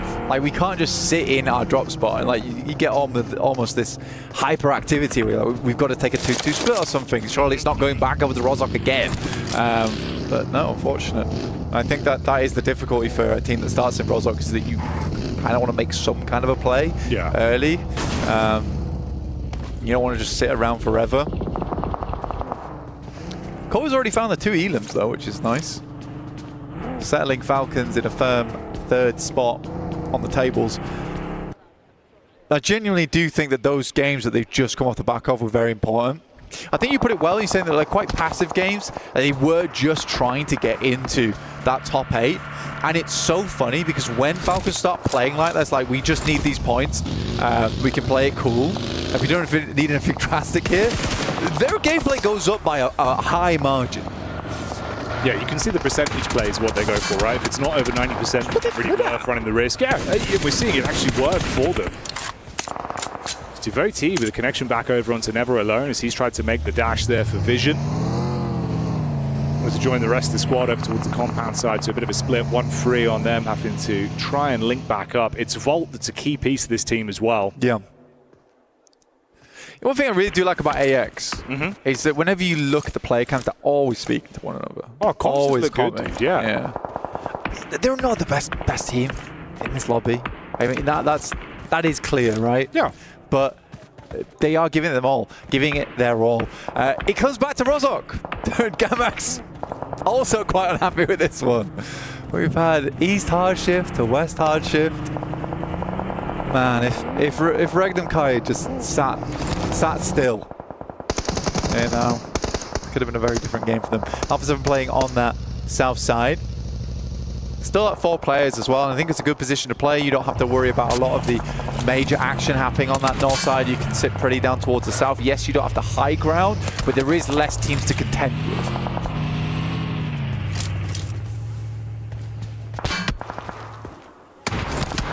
The POV of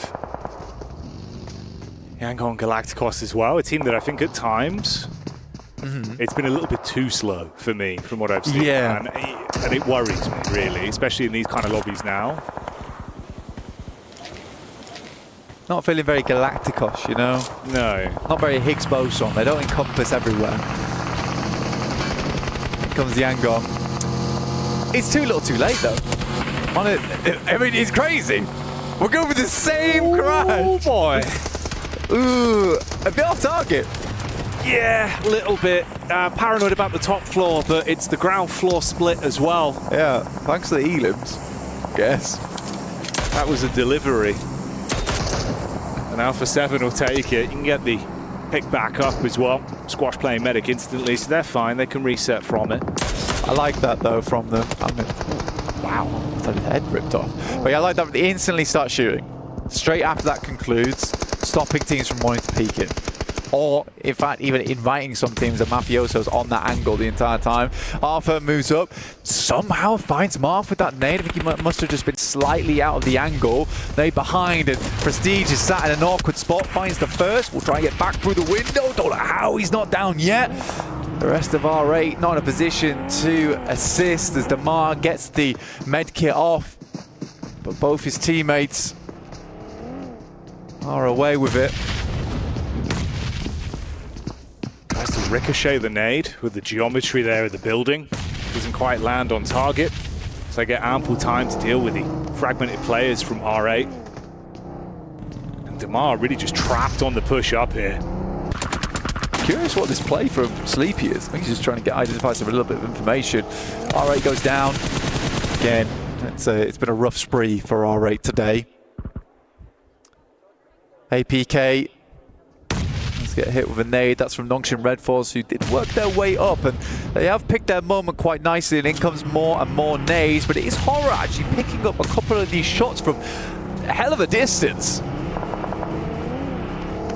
They're substantially far away, but still making it work. It's interesting as well, Nongshim Red Force, as much as they haven't really been on the forefront of the observing in this game, they're still being able to steal away points a little bit here and there with some of the rotates we've seen. This is one where they line up, top heavy angle for Doxy, unloads the magazine, detonates his way through, Sigamax trapped in position. Paranoia inside the building, but Tizzy able to compose himself and find that one onto Fajita. It's quick. Actually, from Nongshim Red Force is very quick. They should rack themselves up to 6 elims on this one. Again, they started off really strong on their day 3. All right, last day of the group stage. And it was the way that Max put it, right? They were slipping. Yeah. And it's the best way to put it. They were slipping. Pressure mounted a little bit too much for them. And they couldn't keep up the gas towards the end of the day. They've gone away from it. I think they looked visibly upset with themselves as well on day 3. You could only feel bad for them. Yeah, you saw some of the individuals, you know, really not sort of turning any cheek to show their emotion. If they had a bad game, it was very obvious. But, I mean, it felt like they did at least kind of unpack the bag with it. So, you know, it was a rough game. They were able to reset. You didn't carry those emotions on. Dude, there was a big solve in that last day for them. Yeah. Right? There was a big solve on their gameplay, how they wanted to work these things out. And I liked that. I did like that from them. Figured out their gameplay. And they're going to bring that into survival stage. So it wasn't like they didn't gain anything from that day 3. Tizzy finding yet another with Volt on a long angle from Mansion. Baited out for the fight, and it's a sideline shot coming back in from Sky.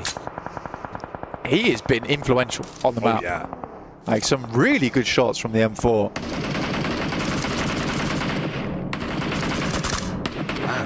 Sky and No Fear, racking him up and knocking him down. You like the heads-up positioning of the crosshair as well. It's a great read on this. Distance fights when they are just absolutely paralyzing. Just no way to move up. Good clean-up crew action over onto Vision. That was Volt as the last man. He's now gone. And it's actually, to be honest with you, that early rotate out from Sleepy was quite nice. They got a lot of information off the back of that. They knew which angles to watch. They didn't have to move out from the eastern side of Rosok, but they do it anyway just to pick up some free elims and clear out the eastern side. That's their big goal there. Now they can start to work the issue over towards the west.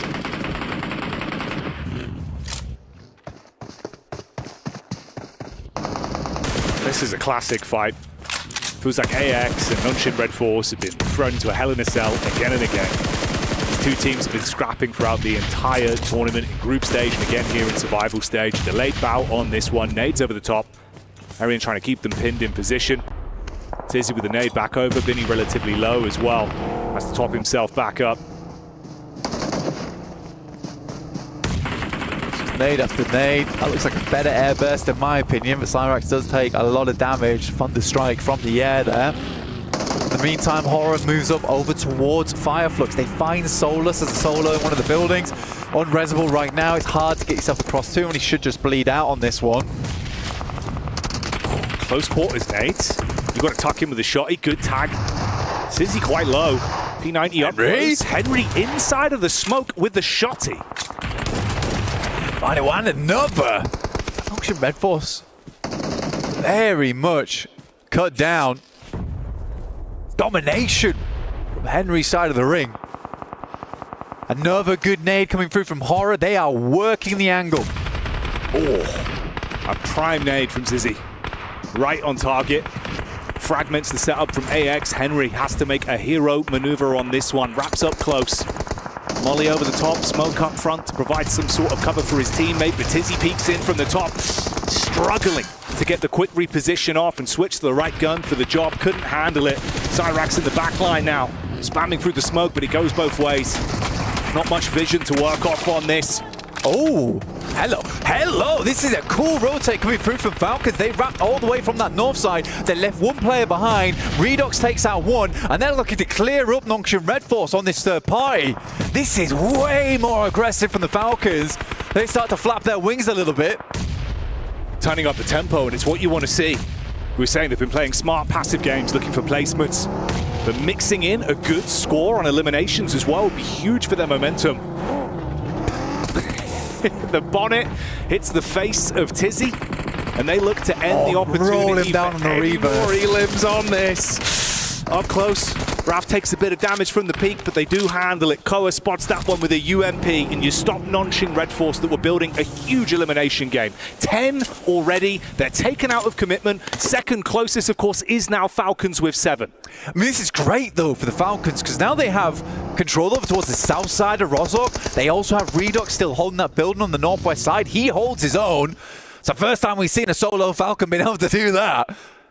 And that's really cool, because now they have a lot of presence on the map here. Needs be, they can wrap back round again. It's going to be a little bit awkward versus E-Arena, but it is possible. So they have 2 corners of the map, so they can confirm on either side. The worst thing to happen here if it confirms fully northeast. That's the one thing they haven't accounted for.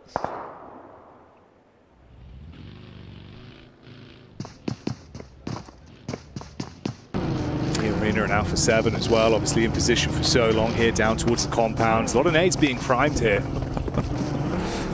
They're ready for a crash, that's why. They know E Arena has to come across.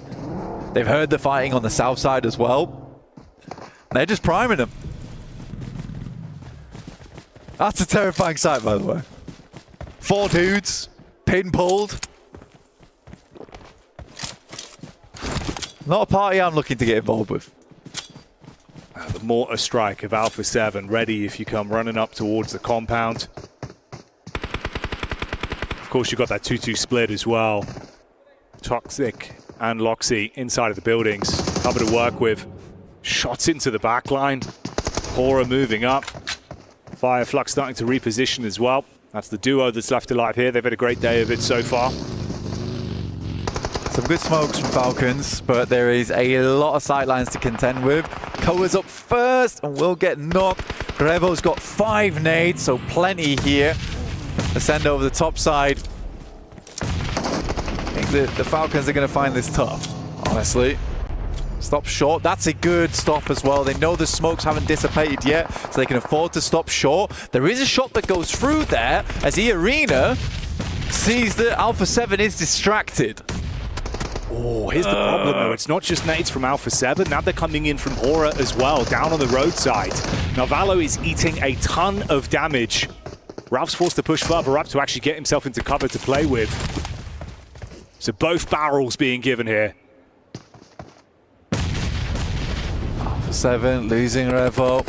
Squash just gets back up again. Tony K drops a nade, but it's long. They're in the kitchen and needs to cook this nade to perfection. Ralph finding Revo, steals that one away, but it's Toshpik to take him out. It's all down to Redox. 6 teams, last circle. Korea firing off the shots in close range. Holds back E Arena. Only Mormon remains. They split on the push-up, hoping they could get in before the pick-me-up onto Squash. Didn't go that way. Comes back to haunt them. Valo's still up, actually. Didn't even realize it. And he's going to try and get placement here. There's potential for it as well as everyone starts to get cut out on that northern side. Now Valo walking up. This is a bold maneuver. Surprised he's even getting in here. Finds one off the back of it. Mafioso's down. Mormon's still sending nades in. Mormon on the slow walk up. Pin pulled for the nade. Bounce round the corner. Squash gets flattened. Mormon makes the play. Potential for the follow-up as well. Close quarters combat. Carrillo trying to hold on for Alpha 7. Able to connect that back. Silence E Arena, but now Narvello knows that he can make his move. Gets up close with the DBS. Oh! Huge kill. That is a beautiful E-limp to put them back into a position. He can get Squash back up. Wait a minute. Regnum Kaya still going strong with Loxy. Hitting these shots here. It might not be the end of the world after all. Carrillo has to send a nade over. It's not perfect, but now he's got to make the cross. Carrillo going for it. No way, Loxy. Taking opportunities where they're presented. Regnum Karia being able to play this one picture perfect with the opportunities that have been presented by other teams. Everyone's overlooked him. Sideline from No Fear, living up to his name as he pops up. Silences Loxy. There's the shot back over. And that's the way it goes. Horror played that game incredibly well. From the early rotate into the eastern side, to push out slightly further over towards Gamax, spotting all the commotion over towards Nongshim Red Force and cutting away at their opposition on the eastern edge. But shout out to Loxy. I did not think the Regnum guy would survive that long. And you do want Loxy as your final player on that team when it comes to those clutch moments. Heads up calls. Reading it so well as well. Opportunities when everyone's attention was taken away from them. Like you said, subverting expectations. It was a brutal beginning for them, but they put it together. They piece away some points at the very least. For Alpha 7, what a tough task they had there versus E Arena, Falcons on one side. Not an easy maneuver to make happen. Carrillo does survive it all. Could have been pretty sick if Narvalo hit that shot, but looks a lot better from the Falcons. It certainly does. They're building. The wings have been spread, but the action is intense. So join us for more after the break.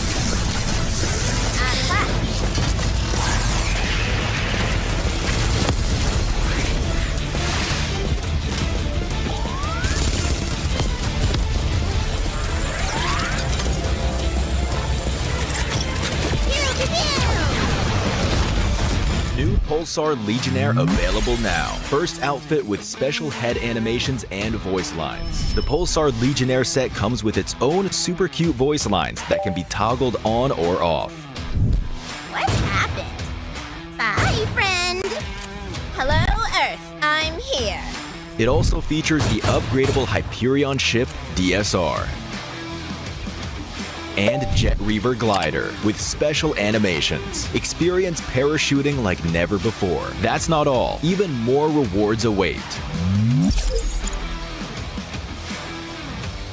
Event period, July 25th, 2025 through August 26th, 2025. What are you waiting for? Get the new Guild set now.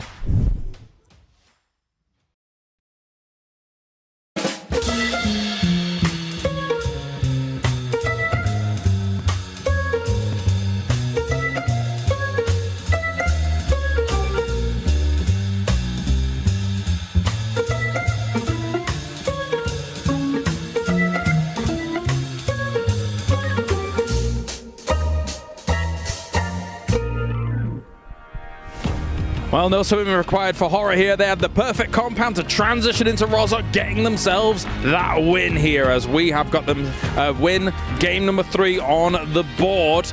Brilliant stuff by them. Joining me, Neptura, as well as Seven, to talk about this victory from them. Neptura, this was all them sweeping through Rozhok, looking fantastic. As usual, as I would expect from a team of this caliber. Hora, I have always talked about Hora. I like them a lot. I like how they play. They played it basically how I would normally expect them to. They had a really good compound, as we were talking about. We saw them sweep that edge and just wait until the perfect time to strike. Once that strike was there, they went for it. And what I really enjoyed even before that, it was a 2-2 split that they were holding towards the east of the circle. They had an opportunity to actually third-party a fight. I think it was Noncham Ramforce versus Gamex. They decided not to do that and just prioritize their game style. It worked out wonders for them, 19 points. And if we keep going down the list, I mean, it's good to see some of these names here at the top, Kyle. You got Alpha 7 with 13 points and Team Falcon as well there with 12. They did something. No, I mean, of course, it's very important. They did, though. It's talking about teams that did something. Is that AXTMG? 5 points, they got points. Yes! Woo! The first 2 games, they got nothing. So we were hoping for a little bit of a step up from them, of course, here. And this is definitely a bit of a step up here, Neptura. It is. I actually really liked how they played the south side as well, right? They had a really nice split. They kept things going, but they didn't get too far out of bounds, right? They kept it together and held it, and they did a really good job here. And even before they ended up going towards the south there of Rozhok on the mountain, between the school area, I really enjoy what the third party that they ended up doing between Regnum Karya and Kino. That was perfect, and it showed that this team is now starting to be proactive. They're not just waiting and being too patient, which is ultimately what you want to see out of a team that's now experiencing a global event once again. All right, are we going to talk about Falcons again? Because, yes. There's some really cool things actually happening, Seven, of course. The rotations were amazing. And then there's no risk of them actually getting taken apart unless there's a full-on crash, right, against them. But so far, they're actually keeping to themselves, keeping together, and saving themselves for that late game. Yeah, and if I had to nitpick there on this last match for Team Falcons, it would be the execution there towards the end. They did have a great rotation, but when it came down to it, they were just sending one player by one. They sent in Ko first, hoping that he'll be able to do something, and then they just stopped in an area that you were just going to get grenaded. Max was calling it out too. I got a chance to see it. At that point, just go for a full crash. Yeah. I mean, you've left one north, right? I get why they might want to do something like this, not only hunting down those Elims, Neptura, but also negating the problem in Rozhok finish that is the road, because that's such a huge problem for these teams. Yeah, it is a huge problem, and I really actually like the 1-3 split, as we were saying, right? Because it would allow them to have this pincer move going on. But I think maybe the way the zone was working or something, those 3 players on the south rotated down towards A7. They should have maybe gone onto the other side so they could do a pincer move with Redux on the north. And it just didn't work out that way, so it was a 1v1, 1-by-1. Well, let's head down to Barney now as he is ready with Falcons to see what they think after some of these games. Welcome back to the main stage. I've got Koa from Team Falcons joining me here, and I tell you what, the consistency seems like it's back, Koa, because you've had 3 matches so far. All 3 have been in the top 5, 2 second places as well. What changed from the group stage to now on the survival stage? Because you guys, it feels like you're back. Yeah, so we had the meetings, we talked about our mistakes, and we fixed them. Simple. Okay, simple and effective. You know what, Koa? I want to talk about you individually as a player because your impact since joining this team's been incredible. You've been MVP in the PMSL season, and now you've come here and you're clutching up in highly intense moments, I would say. How do you feel like you've gelled with the team, and why do you feel like it works so well? I think it works because the team have some structure, and then my job is only to take the kills. Your job is to go out there and farm the kills. And what's happening now? So coming into the next 3 matches, are you guys just going to keep the strategies the same? Because it seems like it's working. Yep, we're going to keep all the same. Koa, I like interviewing you, man. You're simple, you're to the point. I love it. Back to you guys. Well, Barney's right. A very important place for Falcons, of course, to do well here. Live from Riyadh, Saudi Arabia for PUBG Mobile World Cup. We can take a look at a moment or two here from Falcons as well, because they've really been a focal point here so far, Seven. Kind of understandably in some moments. I mean, let's even rewind it a little bit more. You got Alpha 7 being able to take control of this area, and I feel like for them, that was able to clutch about so many points. And then you got Yangon trying to send it, but Alpha 7 was ready. Just cars flying everywhere. Yeah, and of course the teams have to try and come in behind that and try and deal with what on earth is going on over there. But let's talk about some of these other teams, of course, here, Neptura, because Nongshim Red Force, of course, as well in this game, they found themselves in a bit of the nitty-gritty and trying to get them. They've got themselves some points on for sure on the board, as we'll take a look at the overalls. But what do you think about Nongshim? They're almost there. They're almost where I want them to be, because you saw them come in against, who was it? Gamex and R8. They came in, had a really nice third party, really nice push onto Gamex, really good. Then they kind of split apart when they were trying to fight against AX Team G. So for me, they're almost there, but we look over the overall rankings, and actually it's very close still, even though we've had different teams doing different things at different times. It is, and I mean, look at the 8th place Ringnam Karya. With this matches too, I mean, we're going to have some gaps here and there, but those teams can definitely close it up with just one match. I'm pretty sure we'll end up going there towards the second page. Something that I actually wanted to touch base with Nongshim is I enjoyed that 3-1 split that they were doing earlier on. They did have a player kind of just holding it down with an just making sure that they were scouting everything, which allowed that third party that you were talking about, Neb. I wish they would have actually went north. They wouldn't have needed to challenge Hora Esports. I did not appreciate the south rotation when they ended up crashing on AXTMG. I felt like that was maybe a losing play. If they would have just gone north, played that edge on the river, that might have been a winning play for that team to clutch up even more points. We had concerns about R8, I think, as well, Neptura. Yeah, we did. I really liked how they played the north side, full control of the north side. If the zone had gone their way, they probably would have won, but they didn't, and they actually, instead of playing that same position that you were just talking about, Seven, they went ahead and crashed the compound, which seemed like just to stop any momentum they had built over the course of the game. It was a concern. I mean, hitting that compound when it's not even going to be a focal point of the circle as well, Seven, seems a little bit dubious, a little bit odd, a little bit It just comes down to experience from some of these teams. I feel like that's why you narrow it down. The winning play for that team would have been going towards the Western Bridge and just holding that down there. But I think maybe the proactiveness of Team Falcons might have scared them off a little bit more. But for them, I mean, if that's what you're gonna go with, it didn't end up working out for them. Maybe they'll be able to fix it up going to the next games. That said, always difficult in an urban ending like that, of course. The road obviously causes a big problem. You're seeing how reluctant teams are to try and move from building to building. And that was what was really impressive about Hora. Their actual sweep from building to building in this game here, Neptura. Yeah, it was. And again, you not only have the road in the middle, you actually have that road in between their compound and the rest of Roshoff as well. So that's very open. I think Ringnam Karya had those buildings on the other side. So it was something where they had to cross over, and you can only do that by a full sweep the way Hora did. If you stop at any point, it's game over. All right, well, thank you very much, guys. Time to head over to the stage once again as the lovely Veracity and Mr. Barney Banks are ready to go as well. Welcome back to the Gadia Esports Arena, where we are halfway through day 1 of the survival stage, and tensions are high, and of course, so is the passion. But I'm here to bring you all of the highlights that we've had so far in day 1, and of course, day 1, we kick things off on Sandhawk. Sandhawk was extremely strong map because 2 teams that came into a final showdown were Team Falcons and Fireflux Esports. Fireflux took that victory, and of course, some points along with it, 17 in total, but E-Arena managed to secure 9 eliminations. So an honourable mention goes to them. Are you still up there? Barney, if these players can make it through survival stage, I can too. I've had the best view in the house right now, Barney, and let me Wow. tell you right now, match 2 was proof of the fact that the Falcons were able to spend their day off in the most fabulous fashion ever, Barney. Yeah, don't worry about that. I've been snacking away. The Falcons, they've been sharpening their talons, Barney, to say the very least. They soared their way to the very top of our standings. And not only that, they managed to walk away with eliminations left, right, and center. But unfortunately, Fireflux Esports began clipping away at their wings. Our final fight, though, it saw Power Esports taking down the lone survivor representing the Falcons, and that was Koa, marking the 3rd chicken dinner right here at this event for Power Esports. Going into map number 3, Nongshim Red Force kicked things off extremely strong with 10 eliminations by stage 7 of that particular map. But in the end, it was Horror Esports that managed to clinch that victory and claim that chicken dinner for their own as well. So that's nice. A good amount of points for Horror Esports for us to see. You know what, Barney? Enough chit-chat from us. I want to go ahead and dive into match number 4, baby. Let's do this.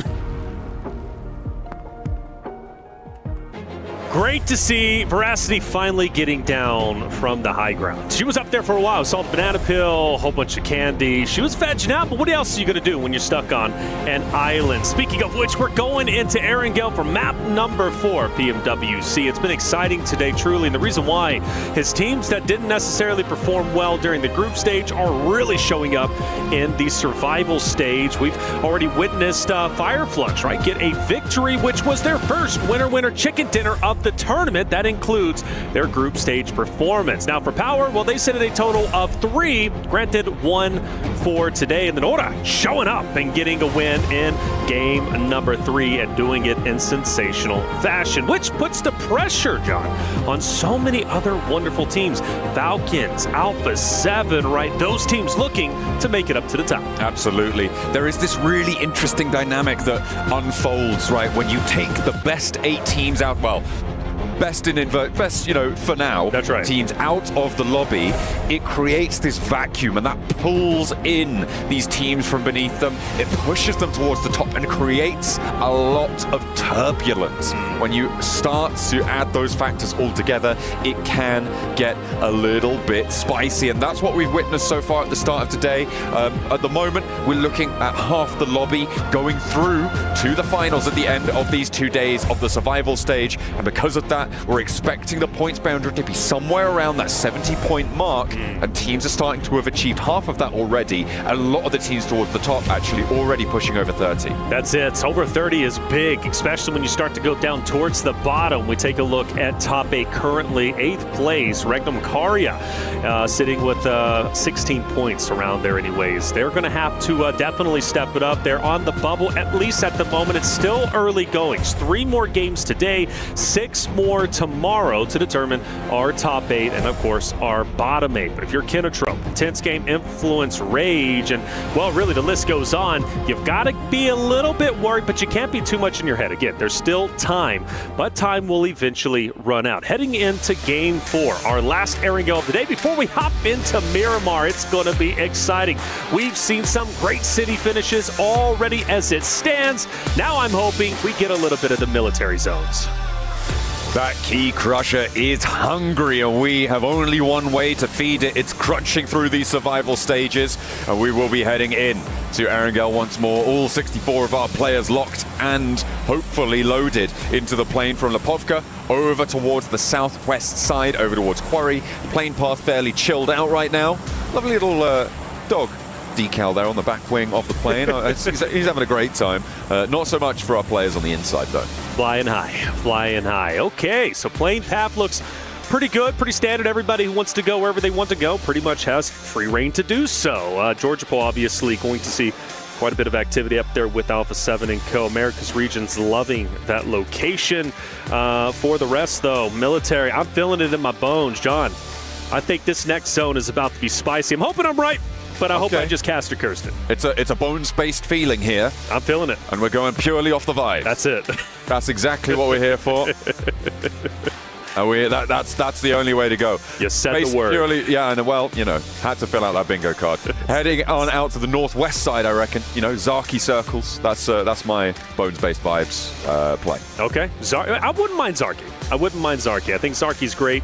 Again, a couple of teams that notably love to go out there. Actually, speaking of which, let's talk about it. Alpha 7 typically goes towards Zarki. Georgia Pool, Lipovka is where they decide to go this time around. And, well, we don't get either, but we do get right in the middle of what we were predicting. I'm still happy with this, and it's going to benefit quite a few other rosters. For example, E-Arena, Kinotrope going to be feeling quite happy. Power, who's had a standout day, currently sitting in third place, 31 points. And, well, let's not forget also getting that Game 2 winner chicken dinner on Erangel, now set up quite nicely to potentially do just the same in game number 4. They'll be central at the moment, a bit spread out, but plenty of time to get together. For Yangon Galactica, they are going down towards military to start looting up and also, of course, get their vehicles. Now, for them, though, maybe a potential to go over to the Western Bridge, maybe a scuffle with Kinotrope, maybe R8, but still early goings, and I'm not seeing any hot drops at the moment. No, there aren't going to be too many right now. The plane path cutting straight through the middle allows a lot of access to places. I mean, obviously, that Alpha 7 relocation to Lipovka, going to their backup drop, it really just opens things up. If they'd have stuck to their guns and tried to go to North George, there would have been a hot drop on some of those vehicles out the west side. So a reasonable adjustment there. Aura and Influence Rage, probably the closest by to one another right now, up towards Yasnaya. But it looks like they're just sort of keeping each other at arm's distance. They don't want to get too aggy with it, and I think rightly so. You certainly, when you have a numbers advantage, don't want to push too hard, and Influence Rage as well, just looking to keep things calm, especially down in that 12th place. They want to get out of this early drop into those later game rotations. Falcons also pretty much dead center. They have nobody around them, at least at the moment. They've had a stellar day. We talked about it throughout the group stage. Falcons, bit of an underperformance, right? Needing to step it up in the survival stage where their tournament lives are at risk. It would be weird, I must say, not to see Team Falcons representing in the final stages in that Smash Point competition, but they're doing very, very well. We mentioned 70 being the cutoff. They've already surpassed the halfway point. They still have a little bit more work, but let's face it, Falcons, if they can perform well in these back end of the 3 games of our 6 today, they can absolutely qualify based off of day 1. The thing that's very encouraging about the Falcons' performance right now that maybe isn't attributed to the other teams that sit around them is that they've done this through consistency, right? They haven't won a game yet. They have just been consistently getting into the top 5, right? And that is a great result for the Falcons to be able to have that spot available to them. The downside of what I've seen from them today is that there have been good rotations, good decisions being made. Yes. The mechanical execution of them has been subpar. Specifically, I think it's safe to say Ralph has had a couple of missteps, and I think Narvalo as well, obviously going down a lot earlier in the games than they would have liked to.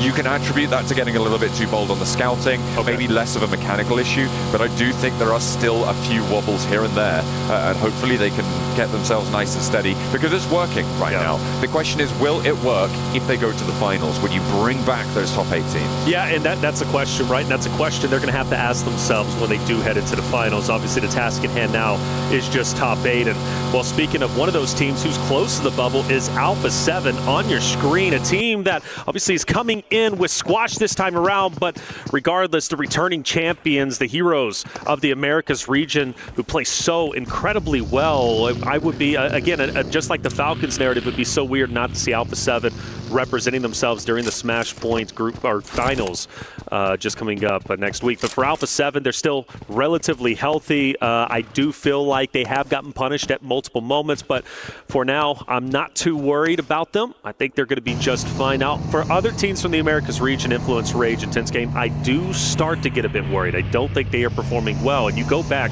to Influence, Rage during the group play, specifically their performance during day 1 group play for them, I felt they were coming in hot. I thought they looked great, but survival stage, nothing like their group play performance.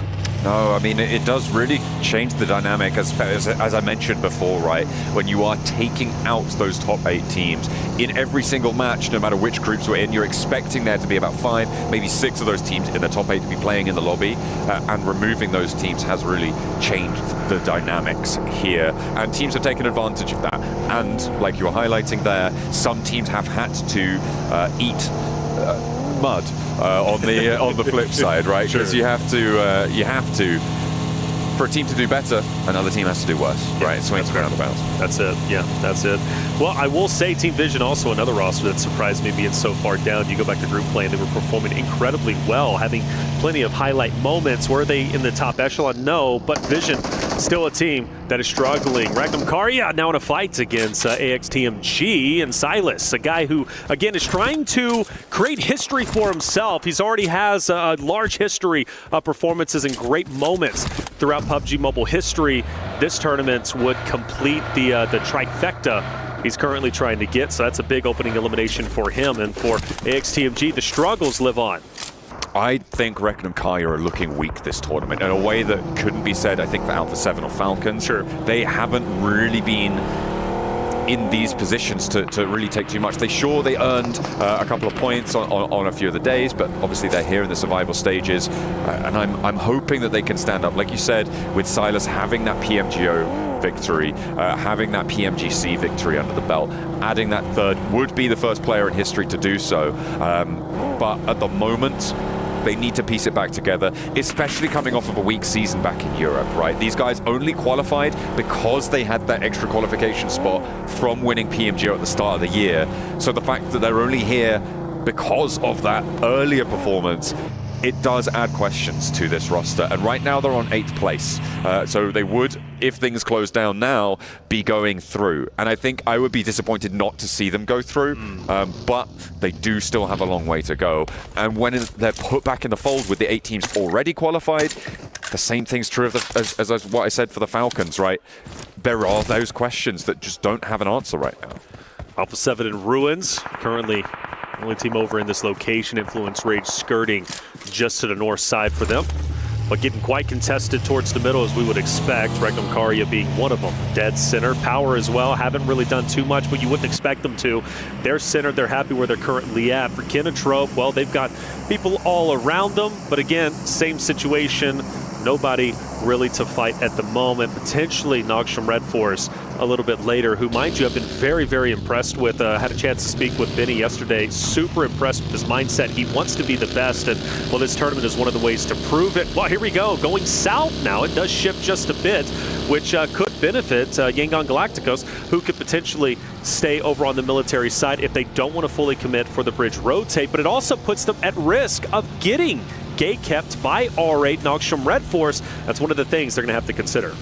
A lot of teams now looking to make their move. A hard south shift forces teams to rotate at the same time. I'm seeing Fireflux moving into the hills to the south of Pachinki there. Nogsham Red Force actually regrouping to the compound that sits over that long hillside that borders the south edge of this circle, where R8 currently take up occupation. Fireflux actually rotating away. Looks like they're going to try and push into the east side of that, and all of these teams from the north going to try and move on top of each other. It is intense game. It is Alpha 7 moving in this area. You've got Power as well, who are a little bit ahead of the curve, and Influence Rage, actually the three-peat of the Americas teams. And when you only have one good team in the region, right, well, you know who you want to see get out of it. Yeah, this is going to be weird because, like you said, you got all 3 Americas region teams, ironically, just right next to each other. You would, I guess, expect that with similar play styles, kind of similar mindsets, obviously from the same region, but it seems like they kind of do this invisible handshake. You go on your way, I'll go on my way, they'll go on their way, and we'll avoid each other for the time being. But as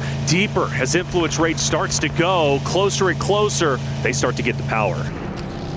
Fireflux did actually turn around. They're now still in those hills, but it's Gamax, it's Yangon Galacticos, who have now crossed the bridge as well on the south side of the circle, who are poking their noses in. You've also got E-Arena, who have sent a scout down south towards Nogsham Red Force, towards R8, but now Alpha 7 have actually cut off that retreat. On the north side, Aura, Influence Rage now clashing, trying to take position, and first blood for Lorazit. Influence Rage, great shot. Sleepy from a distance, though, takes Little Boy all the way down to just a sliver of health. He's most likely going to be finished off relatively soon. I don't foresee him getting picked back up. Of course, the med kit pops, but still, Influence Rage got to fight hard. They've, again, struggled so much throughout the survival stage so far across the first 3 maps. They need to hold their ground. Not to mention, Power also starting to come in for a bit of a third party, and No Fear is gone. A nice little flex out there from Al-Haji. Puts the stone in, gets the result he's looking for, adds a point to the tally.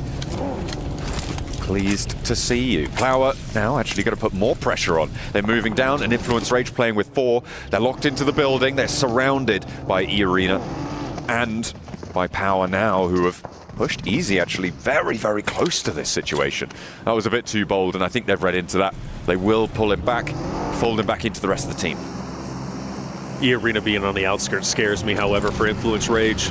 Such a talented roster. They have really proven themselves throughout not only their second day of group play, but also throughout the survival stages already. Having some high placings. Zone will shift once again. Alpha 7 very, very safe where they currently are. Influence Rage, same story. E-Arena Power around them. Intense game, though, might alleviate some of that pressure. They start the push in. Power encompassing their location. We get on board with the fight going down. IG versus Power. It will be, I believe, will it be a 3v4, if I'm not mistaken? Yeah, currently that's how it sits. Power were a little bit split, but it looks like they're regrouping. They do have that off angle just across the way. Nade in over towards Easy from Silence, and he's quietening him down pretty nicely there. Al-Haji holding the flank still against Influence Rage, but maybe he needs to worry about the inside, but handles business from Fidan. On the outskirts there, looking to try and keep his team in this fight. Silas has the challenge down the alleyway, but both of them back off the angle. Here we go, Power pushing up. Petrino cooking a nade. Al-Haji wants to take him out before it can get thrown, but now he has to reposition himself. IG running on fumes, and Al-Haji looking to put him into the grave earlier than they wanted, and that's exactly what will happen. IG struggles will continue. Power have been stepping up today. A little bit lackluster, well, more than a little bit lackluster in the group stages earlier on in last week's games, but today it looks like Power are here to play. They added on some cheeky chicken dinners. They've been able to now get in and amongst it. It is a return to form for them. Hopefully they can keep this going. Oh, Vision. Just about to point out Ralph. He was separated from his roster. Falcons have been leaving players, stragglers, to be the scouts for the rest of the trio, whoever's out. First it was Redux in the last game. We were talking about him, and now this time it's Ralph, who's, well, potentially in no man's land. I say that, but here comes the rest of the roster trying to pick him back up. Getting Ralph back into the fight, being a 4-man unit, is definitely going to be the way they want to go. It's a question now of vision and how hard they want to push this engagement. The forward duo for Falcons have a position in this next circle. Koa and Narvalo looking to try and stanchion them down. Try and keep things under control here. Koa puts pressure. The res was sent over towards Ralph. He's up there in a vehicle now, and they can rotate away. Vision actually not opting to crash onto that position. Instead, trying to get ahead of the rotation and split Falcons off from their forward duo.